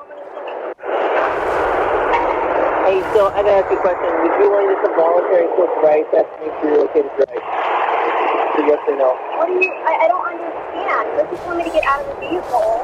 It sounds like a no. What am I? Well, you can't do a field sobriety test while you're in the vehicle. It's okay to say no. You gotta know. It's a reasonable question. Out of the car, and now you're telling me to take some sobriety test. So who's being unreasonable right now? I'm afraid of police for every reason, and right now I'm like, if I was white, would you even have asked me to do the same thing? Yes. Yeah. Look, here's the thing. Okay, now she pulled the race card, and the thing is that it may very well, and it seems like from the base of the video that she might actually be correct in her thing and why she may have looked to them that she was drunk, that she was unsure of the lane, that one of the exits was closed, and that's why she had to weave her car a little bit because she was trying to figure out her way. That may well be very true, but based on the officers noticing and what was going on, observing her driving, that could also look to the officers like somebody who's impaired. It's not that unreasonable. So you can very well be correct, lady, but the cops, at least at this point, I think have enough to ask you to do a field sobriety test. Absolutely, every time.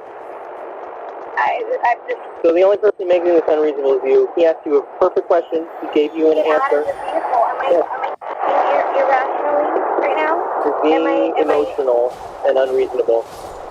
Yeah, I'm very scared in this moment. Okay. Well, why don't you help us out? We're not being crazy. You're the one amping this up and escalating this. Okay? So hop out of the car Hey, Team and we'll Skeptic. chat out here.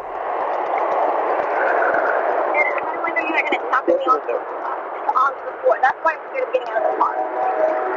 Hey, time out. Yes. He's right now. I'm here to make sure he does what he's supposed to do. Okay? That's why I'm even here. You know, we're going in the car. Cameras. Demi-human queen. Oh god. I love recording because they exonerate me when people make me so no one's here trying to mess with you. If you're not drunk, we would have been done with you 5 minutes ago. So the only reason we're still here is because of you. My lawyer friend, I'm trying to call somebody. If you're not drunk, there's no problem, right? Yeah. If it's in a check, we have to do that outside of the car. We're going to do it the same way every time. It's not even that. I think that it makes me here. Have I made any threats to you? What the hell just happened in chat? I don't. Have I treated you unfairly? Do you agree that driving 80 miles an hour is... Well, you were. That's why we're here. Oh, bots. Gotcha. I saw that, Deacon. I already said that I already saw the videos, though. It's okay. I've already seen them, though. Boss! You don't have to get out of the car. You can just blow into the whole thing. That's a yes or a no. Why am I subject to You're being lawful. You are being detained. You came for a traffic stop. It's a temporary detention. You're stuck in your car.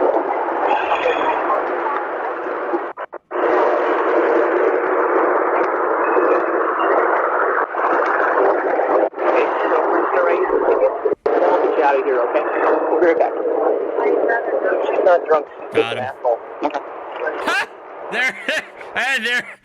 There it is. She's not drunk. She's just an asshole.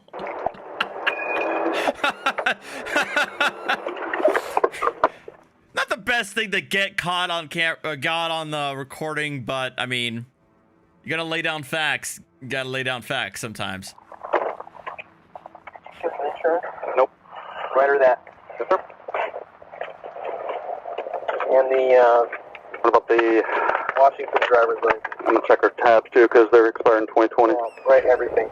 No!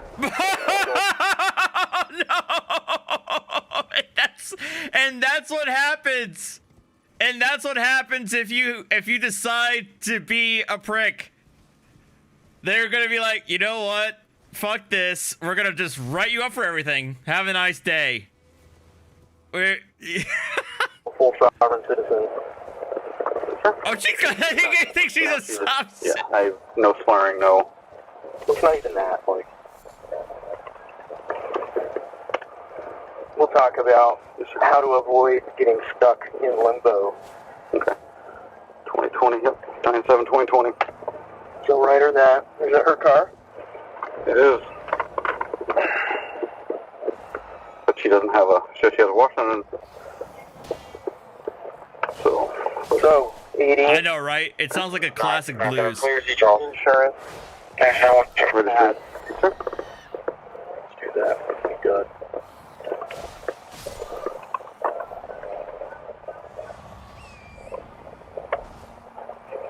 Right on, team. If she was actually drunk, what would be next? Extracting. You'd ask for another unit. But you have me, so just do it.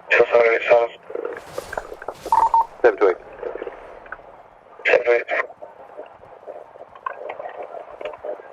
Kill the Eagles.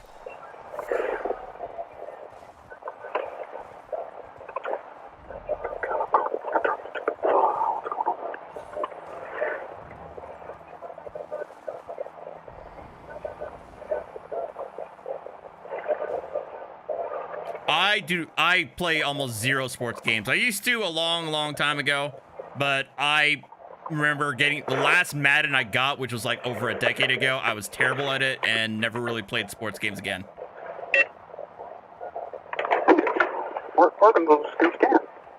And then put that address in for her. I'm sure Ha ha ha! Very funny, me. There's nowhere to look that she has been a resident here, right? No. Without talking to her. Do what you can do and move on. This is why I've kept you out of Zone 1. Because this is every other traffic stop in Zone 1 this year. I'm going to call my attorney while I'm on a speeding stop. Okay. 10-0 jail stopping. He's not afraid. No. He wouldn't be so argumentative if you were afraid. 10-0. You should run her. South 5 in the city, just south of Dearborn. Boy, William Victor 8093. 10 bucks, she's suspended. 10-0, Joseph.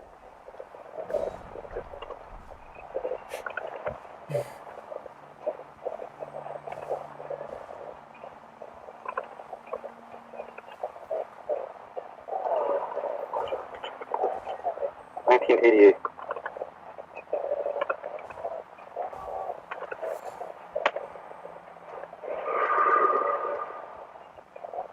Yeah, I'll talk to the organ. Did you just do the name?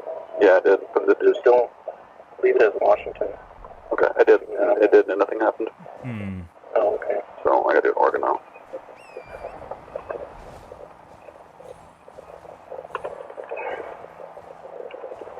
Hardy's corporate diction. Get back to the lane travel. Don't discuss lane travel. Too much minutia. Okay. Having trouble staying in your lane. What? Lane travel is not an Contradiction was RCW. really funny. Okay. Yeah, uh-huh. Right? Following too close. Wheels off roadway. Okay, Speeding. Those are all RCWs, right? 969 General Stopping. 969. Alright, I think this is not very exciting anymore. How far are we in? I mean, they're just like running, you know, writing up the tickets and everything. Oh my god. Alright, let's see what their interaction is when they finally give them to her. Planet exit? You need to back up to that way. Yes, sir.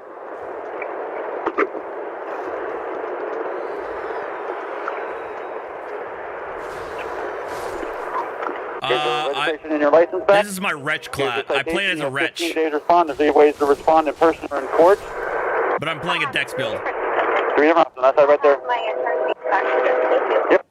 Right there.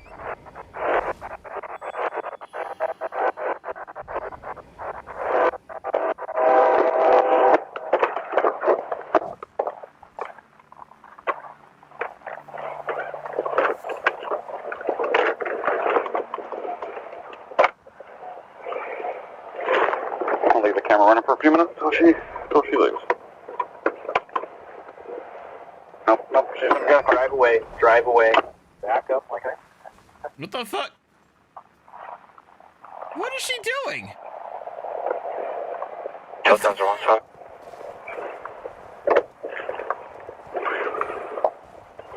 Okay, I can't go. I'm gonna go left. Put your leg down. See you later. Turn them on. Alright. We get the camera. Well, that was less exciting than I thought it was going to be. Oh well.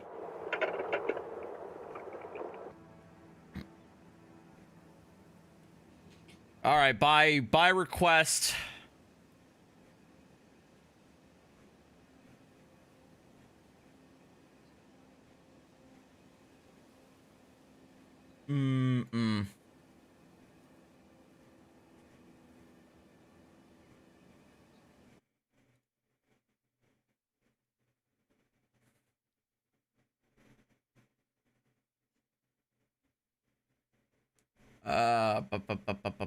Oh God. Hey, Pocket Watch from JT's on. Shout out to him, guys. He's a fucking awesome creator.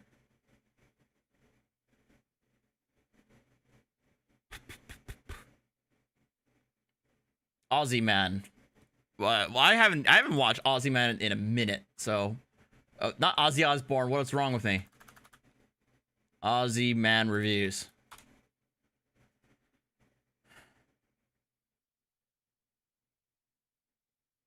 Animals being heroes.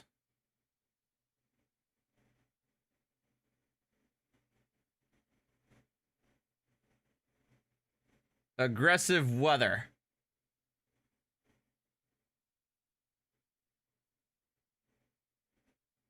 How you going, you big bloody beautiful bastards? Here's me voice. It's time to take another look at aggressive weather on Earth. This big-ass tornado has some kind of beef with suburbia. What the hell is that? There's a ring wraith or a witch flying around in the bloody storm. This tree is going to the bathroom to lay down in the bath. I hear that's a good idea. I don't know. I've never been in a tornado, except when I'm in love. Oh, that window was broken. Go back. Get close to it, stick your head through the jagged glass. Confirmed, big storm.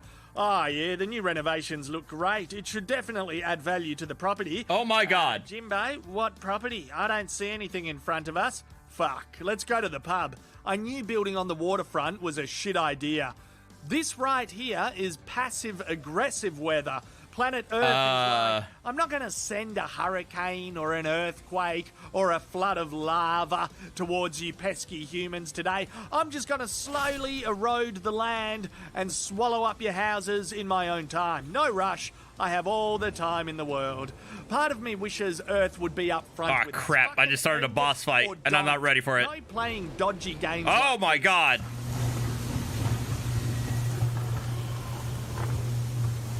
So, this isn't a storm, it's fucking Arnold Schwarzenegger time traveling. What's going on in the distance here? There's a woman crawling through some aggressive weather. Is that a new trend? Is that something young folk are doing on the tiki-toki?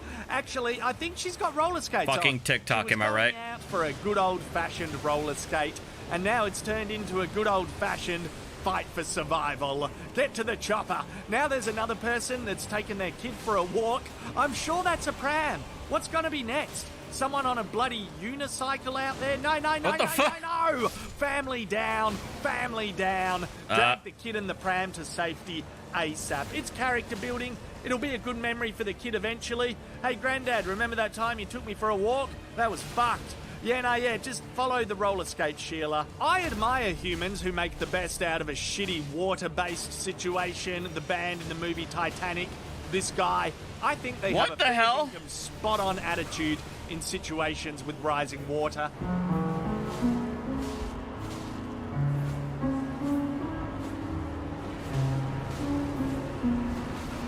I guess if my house was being destroyed by aggressive weather, I'd play the first song I learnt on guitar, Blink-182's Damn It. That would be my house is getting destroyed song. Aggressive weather can be peaceful. I know that's a weird thing to say, but in some parts of the world, when shit hits the fan, looks cold it's as hell. quite lovely. Like Wyoming in America. This is a friendly aggressive storm. Or, you know, Iceland. That looks really cool. And you can't get too pissy about the weather in Iceland. It's called Iceland. You know what you're getting. A land of ice. And yeah, probably wind. These two might want to get to the chopper. The storm knocks us over. Okay, no worries. Oh my god. Whatever gets you a good tiki-toki video, go for it. This storm actually isn't peaceful, but the bloke really is making it look peaceful. That's nice. Hey, you know what? He's just vibing. Morning coffee, am I right?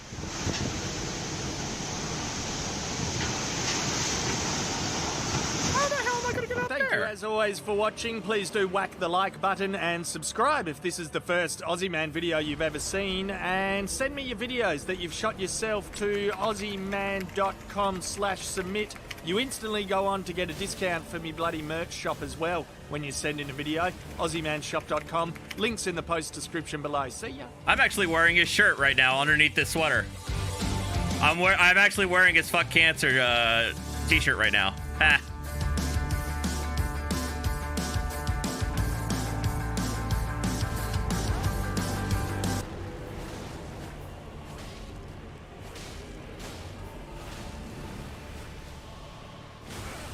And we are back with more optimistic expectations, followed by crushing realities. This bloke is making a cool slow-mo video in Bali. He's Oh no! Come on! It looks Oh, I wasn't picking. until it And he doesn't. failed. Jasper has decided the power of sight has made basketball too easy, so he's whacked on a blindfold. Oh, he got it in. How'd he Wow. do that? Does he have daredevil powers? Did he use echolocation like a bat? Whenever I play basketball, I end up like this wanker. Yeah, with a ball mark on the face. Cut to kiteboarding and whammy mid-strength beer retrieved. You could set your Casio digital watch to this precision, although the problem with Paula is that she gives us common people hope. I take umbrage with that. We see her perform magic and think, I'll give it a go. Defying gravity is a piece of piss. Next thing you know, you are on your ass. You got wet sand and jagged seashells up your crack, and your parachute has turned into a fucking space rocket. I just wanted to fly amongst the pelicans, you mutter. Instead, I'm stuck in this bog like a wounded mud crab. He has to have a wedgie. Surely. Oh, massive wedgie.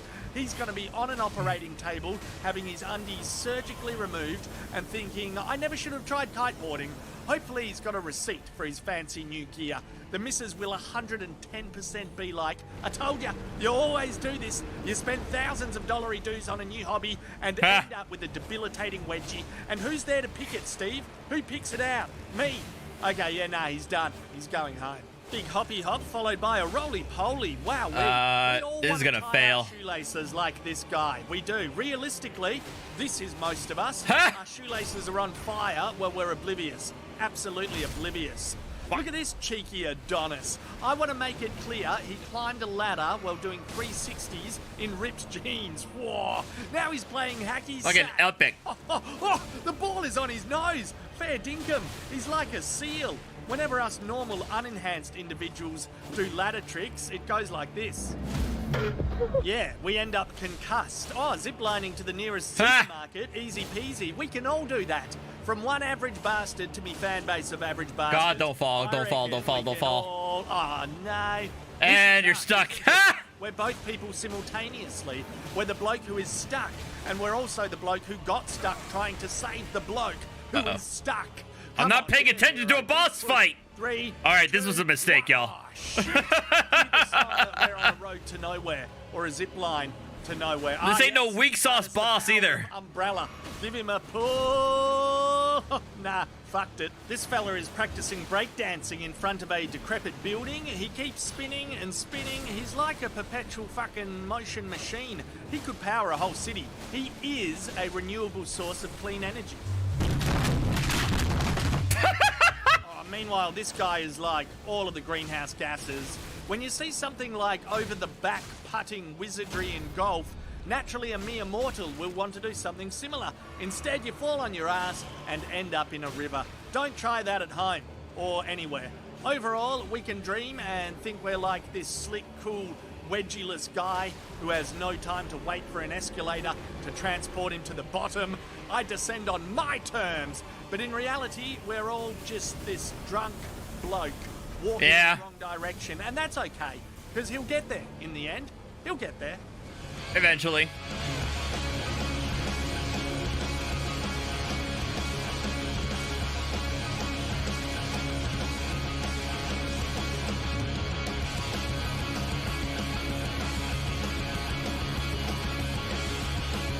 There he is.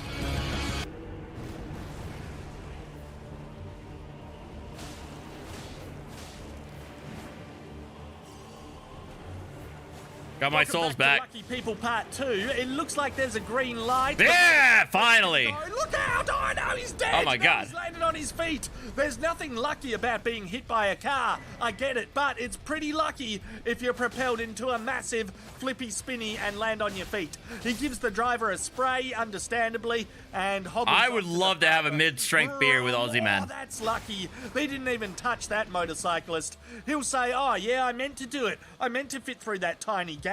But yeah, Lady Luck deserves a fucking thank you.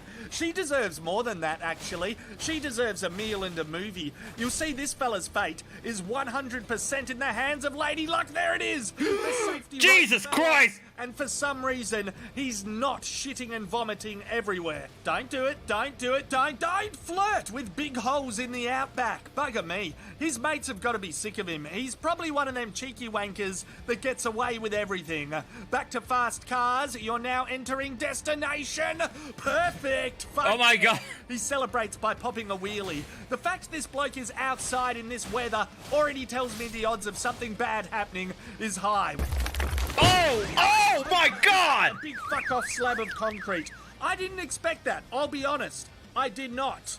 You never win with this shit. You just throw away your beer money. Useless. It's a useless investment in your future. Yeah, nothing. Oh, hold the fucking phone. Oh, come on. Win.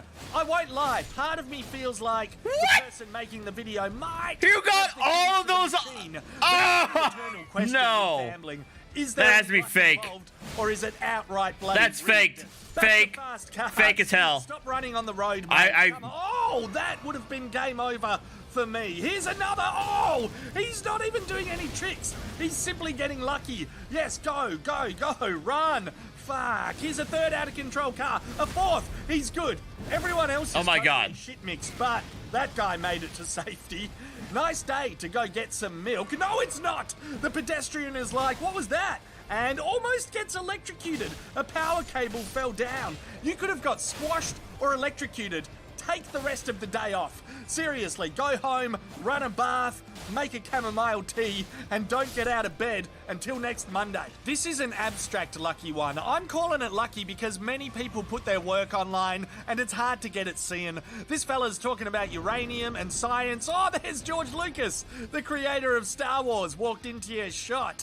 He's going to get a bubble tea or some shit. Who knows? It's now an internet mystery and a very clickable video. It's so fucking perplexing. Hello. I'm perplexed. Like, why though? I keep thinking of that bloody meme. Why though? What's he up to? Why'd he look right at the camera there? He's just staring at the camera. It's more mysterious than the friggin' character of Boba Fett. Please. It's time. All right.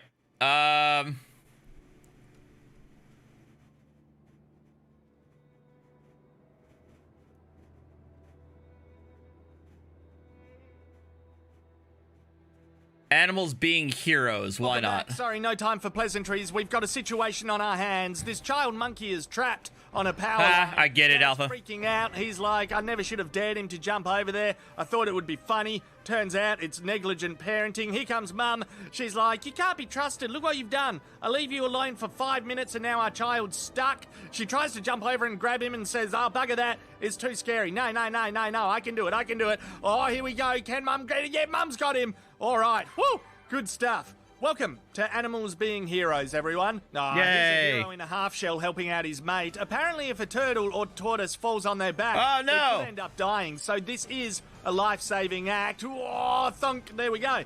An outstanding display of turtle or tortoise power. Oh, look, it's a sad woman, but the doggo isn't having any of it. He's like, hey, oi, nah, hey, oi, hey, nah, oi, hey, nah, oi, don't be sad, come and cheer up. Yeah, there you go. There you are. Ozzy Man Reviews does not advocate the purchase of a dog in place of therapy. Or do I? Oh, fuck, this bloke is having a drown. Is this a first for me? Am I about to review a bloke drowning? I don't know how I feel. Why not both? About that. Oh no, an elephant is stepping up to save the day. He's like, I didn't escape the circus to see humans drown in my local river. Maybe I should be bitter and hate all humans, but I don't. It's not you who kidnapped me and took me to the circus when I was a baby. There you go, grab my trunk. I'll take you to dry land. Someone give this elephant an honorary membership to the Bondi Rescue Team. Animals and heroism can be traced back as far as 1996. This little boy fell into a gorilla enclosure and Binti the gorilla took good care of him. You know, just help.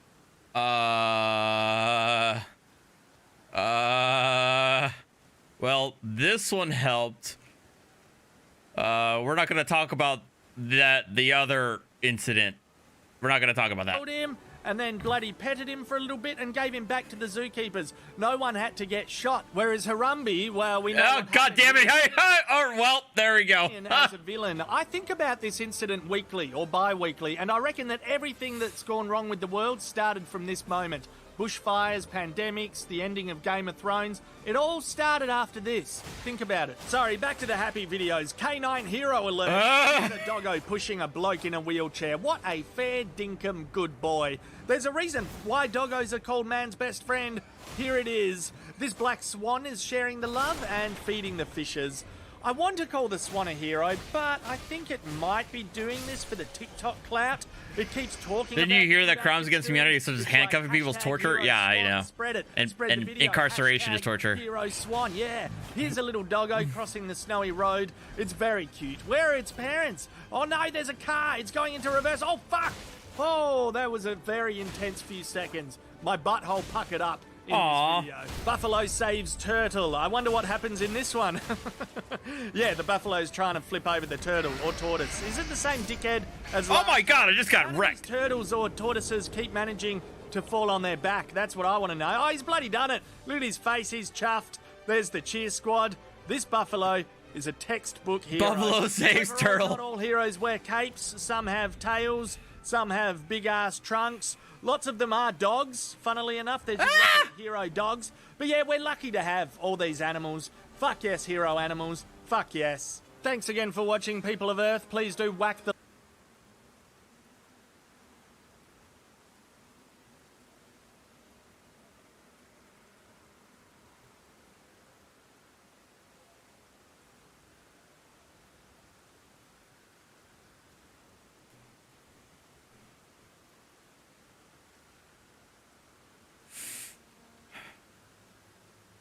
They do have a Canadian Constitution that was signed in 1981. Gotcha.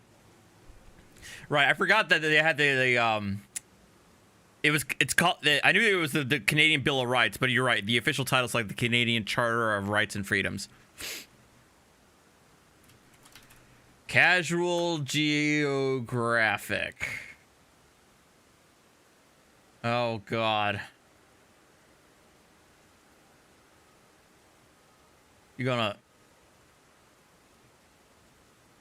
I'm scared. All right.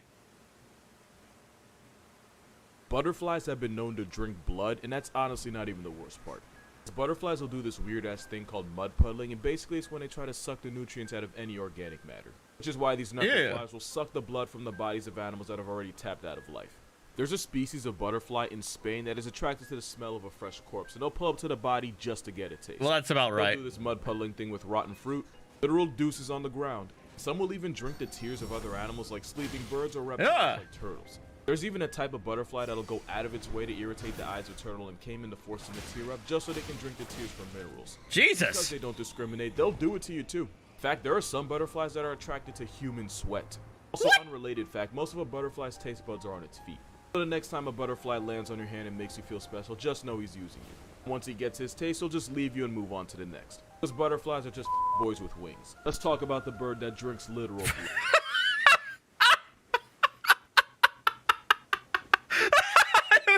Butterflies are just fuck boys with wings.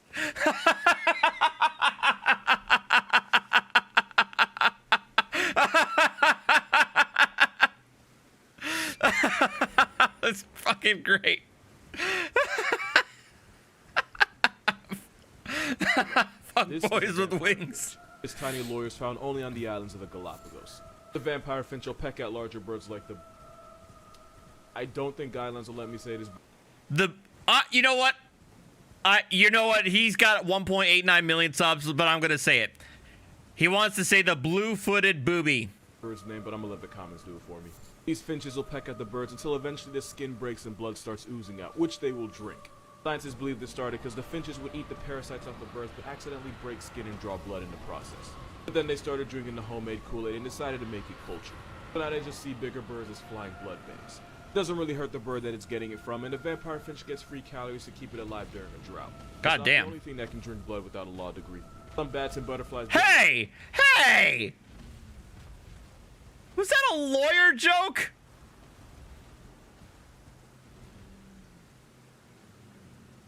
I feel so disrespected right now. Terrible. Same type of time. The more you know.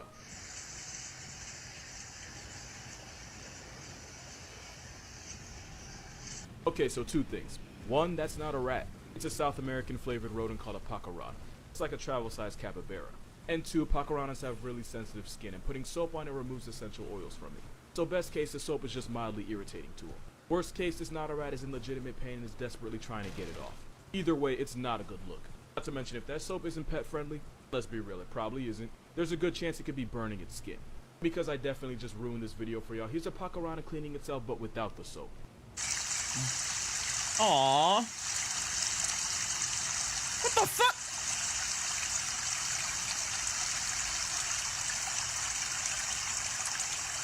And as promised, here's 10 facts about this guy. It's not a rat, it's a South American rodent known as a pacarana. It's basically an economy-sized capybara. And despite what you might think, they're super clean and will spend hours washing themselves every single day, which is a lot better than some people. They yeah. The scales are over 30 pounds, making them as heavy as the average 2-year-old. They're the 3rd heaviest rodent behind beavers and the walking vibe check above. You've probably never seen one before because they're usually walking vibe check. There's only a few places in the world you can find them. But your best chance would be booking a one-way to Peru, Bolivia, or Venezuela. Sometimes they get put on a shirt by farmers that see them as pests, but a lot of people have them as pets because they're low maintenance, quiet, and friendly towards humans when raised by them.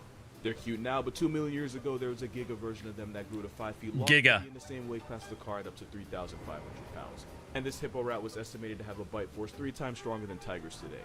Lucky for the world, they were and are vegans that eat mostly fruits, leaves, and plant stems. What the fuck? Oh, okay, that's adorable. You'll never guess what this is. So the story goes, an Australian homeowner nearly caught a heart attack when she saw a hairy foot with large claws poking out of her bathroom ceiling. And of course, it's Australia, so you kind of have to expect the worst. I mean, yeah. What she didn't expect was a Pokemon. The intruder turned out to be a brush-tailed possum. If you called him Pikachu, nobody would blame you. And even though it looks like a beach-blonde squirrel, as a marsupial, it's more related to kangaroos and koalas. They're normally not this color. Golden brush-tails only exist because of a genetic mutation that causes low levels of the pigment melanin, which is why these unseasoned possums look fresh out the Pokeball. It's not even the first time. They have a habit of constantly breaking and entering. One brush-tailed possum broke into an Australian bakery and proceeded to eat as many pastries as his stomach would allow before anyone could stop him. Nice. This is how they found him. Oh, he's good. That is one satisfied motherfucker. Broke in and ate all the pastries. And that dude gives no fucks.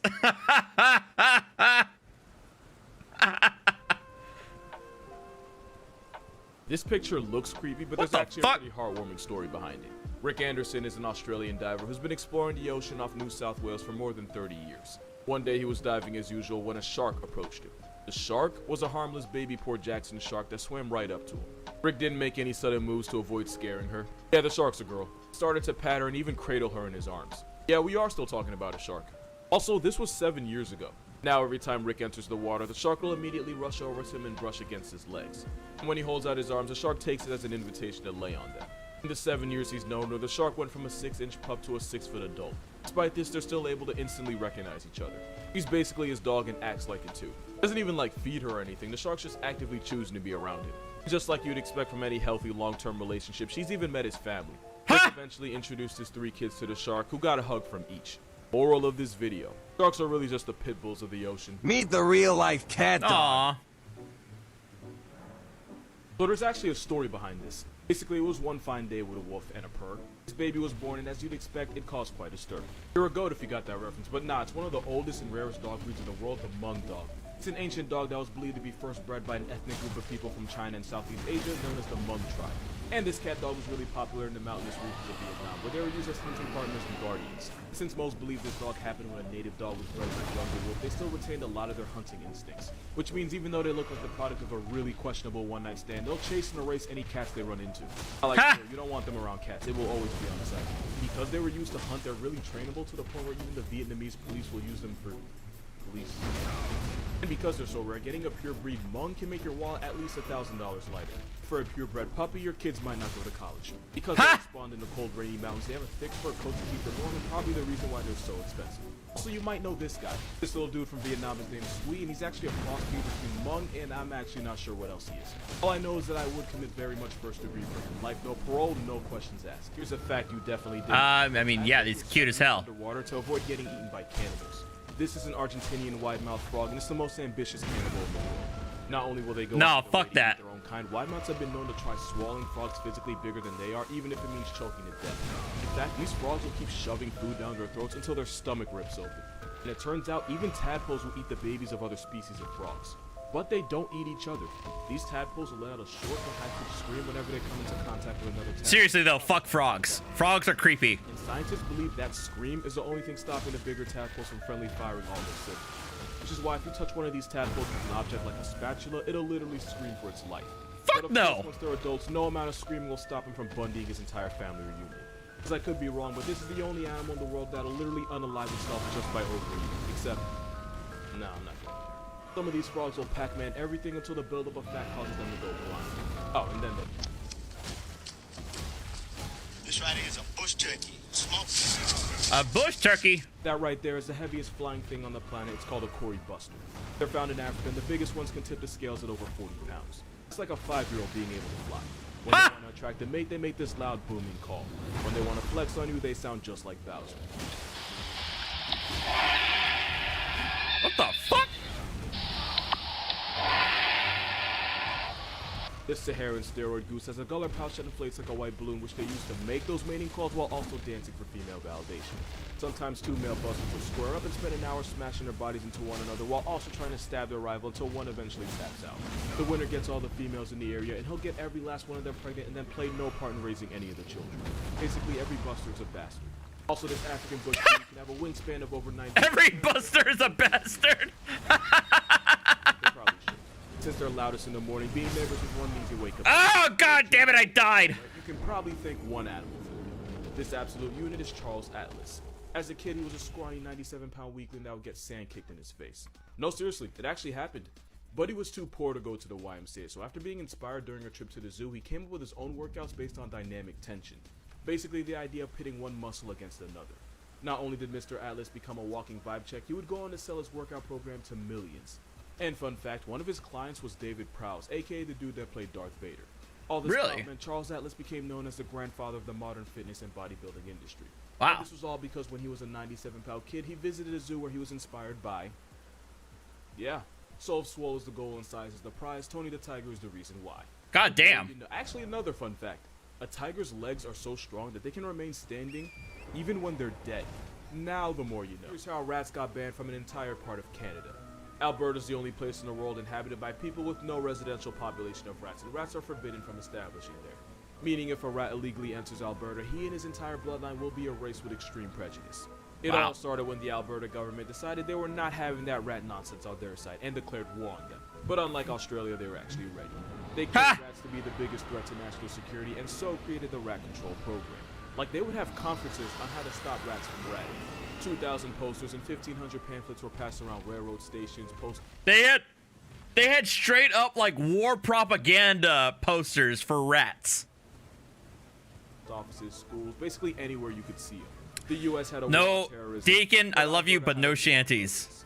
I made a promise to myself, no shanties. Removed from the census with zero discrimination. Any rat that passed the Alberta-Saskatchewan border was basically signing a death certificate. Of course, this meant pet rats were very illegal, and possession of one could make your wallet a 5,000 fine lighter. I cannot express enough how on-site they were about this.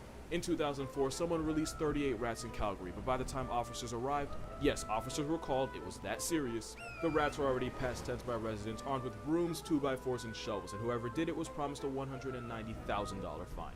They were not f***ing around. There's even a hotline you can call in case you see a rat. Holy shit! After 70 years of rat genocide, Alberta is now the only place on the planet where you can find people but almost no rats whatsoever. If a rat is sighted, it's almost guaranteed to make the 6 o'clock news. Moral of this video, don't be bringing that rat over there. They not having it. God damn. Alberta, Nah, this isn't clickbait. You're... God damn, Alberta, what the fuck? Butterflies have been known to drink blood.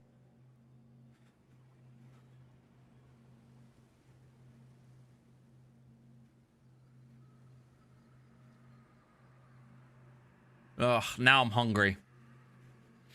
And I'm losing my viewership, but it's okay. I think this might be a good time to call it a day then. It's 10 o'clock, so. Can you look at my message on Discord real quick? All right, one second.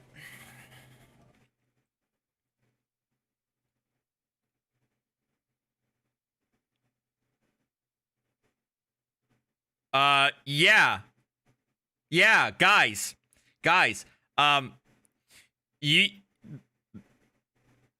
jump scares on this channel are $100. There is a reason for that, and the reason you can find it at one of my live streams last year, when a handful of you guys spammed the jump scare option and basically screwed over the live stream and annoyed the hell out of me. That's why I skyrocketed the price to $100. Thanks, Doug. It was either Hank and or some old guy and Doug or somebody else that was doing that. And I raised it to $10. Well, no, it was at $10 that you were spamming. I raised it to $25. Y'all still kept on going. I raised it to $50. Y'all still kept on going. And then I'm like, fuck it. I'm putting it to $100. That's what happened. Cindy Sue, a jump scare is when he's playing and then they tip a certain amount of money and it scares the hell out of him because he jumps out of his seat. It's a very, very, very loud alert for the donation that it's intended to get me, to spook me out of my seat. And for some of you guys, y'all like to see that because y'all are sickos. It's hilarious. Yeah, exactly.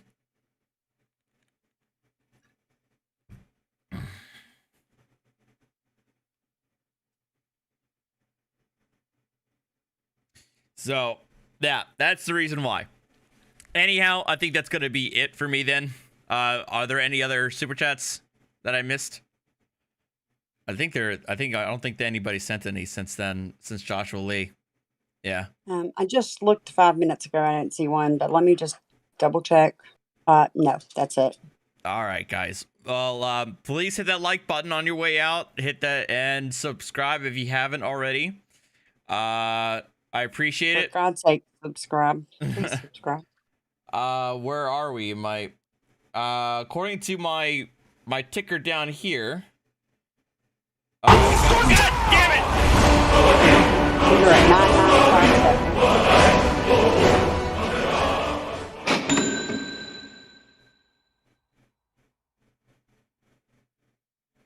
You okay?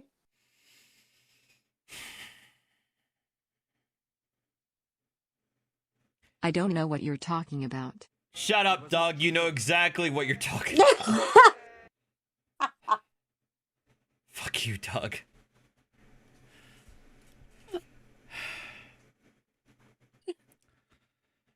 I lost track.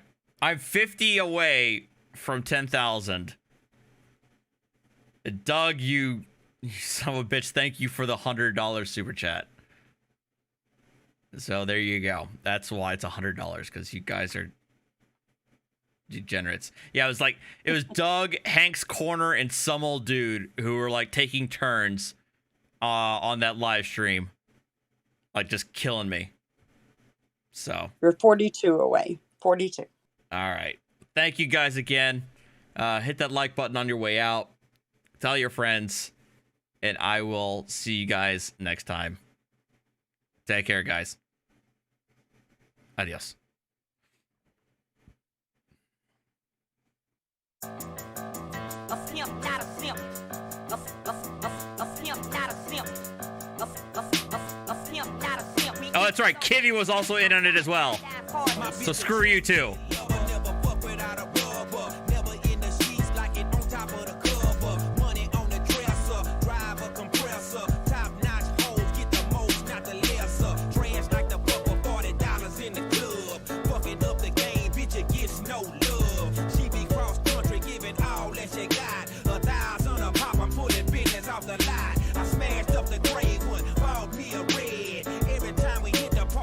Turn head. Some hoes wanna choose, but them bitches too scared.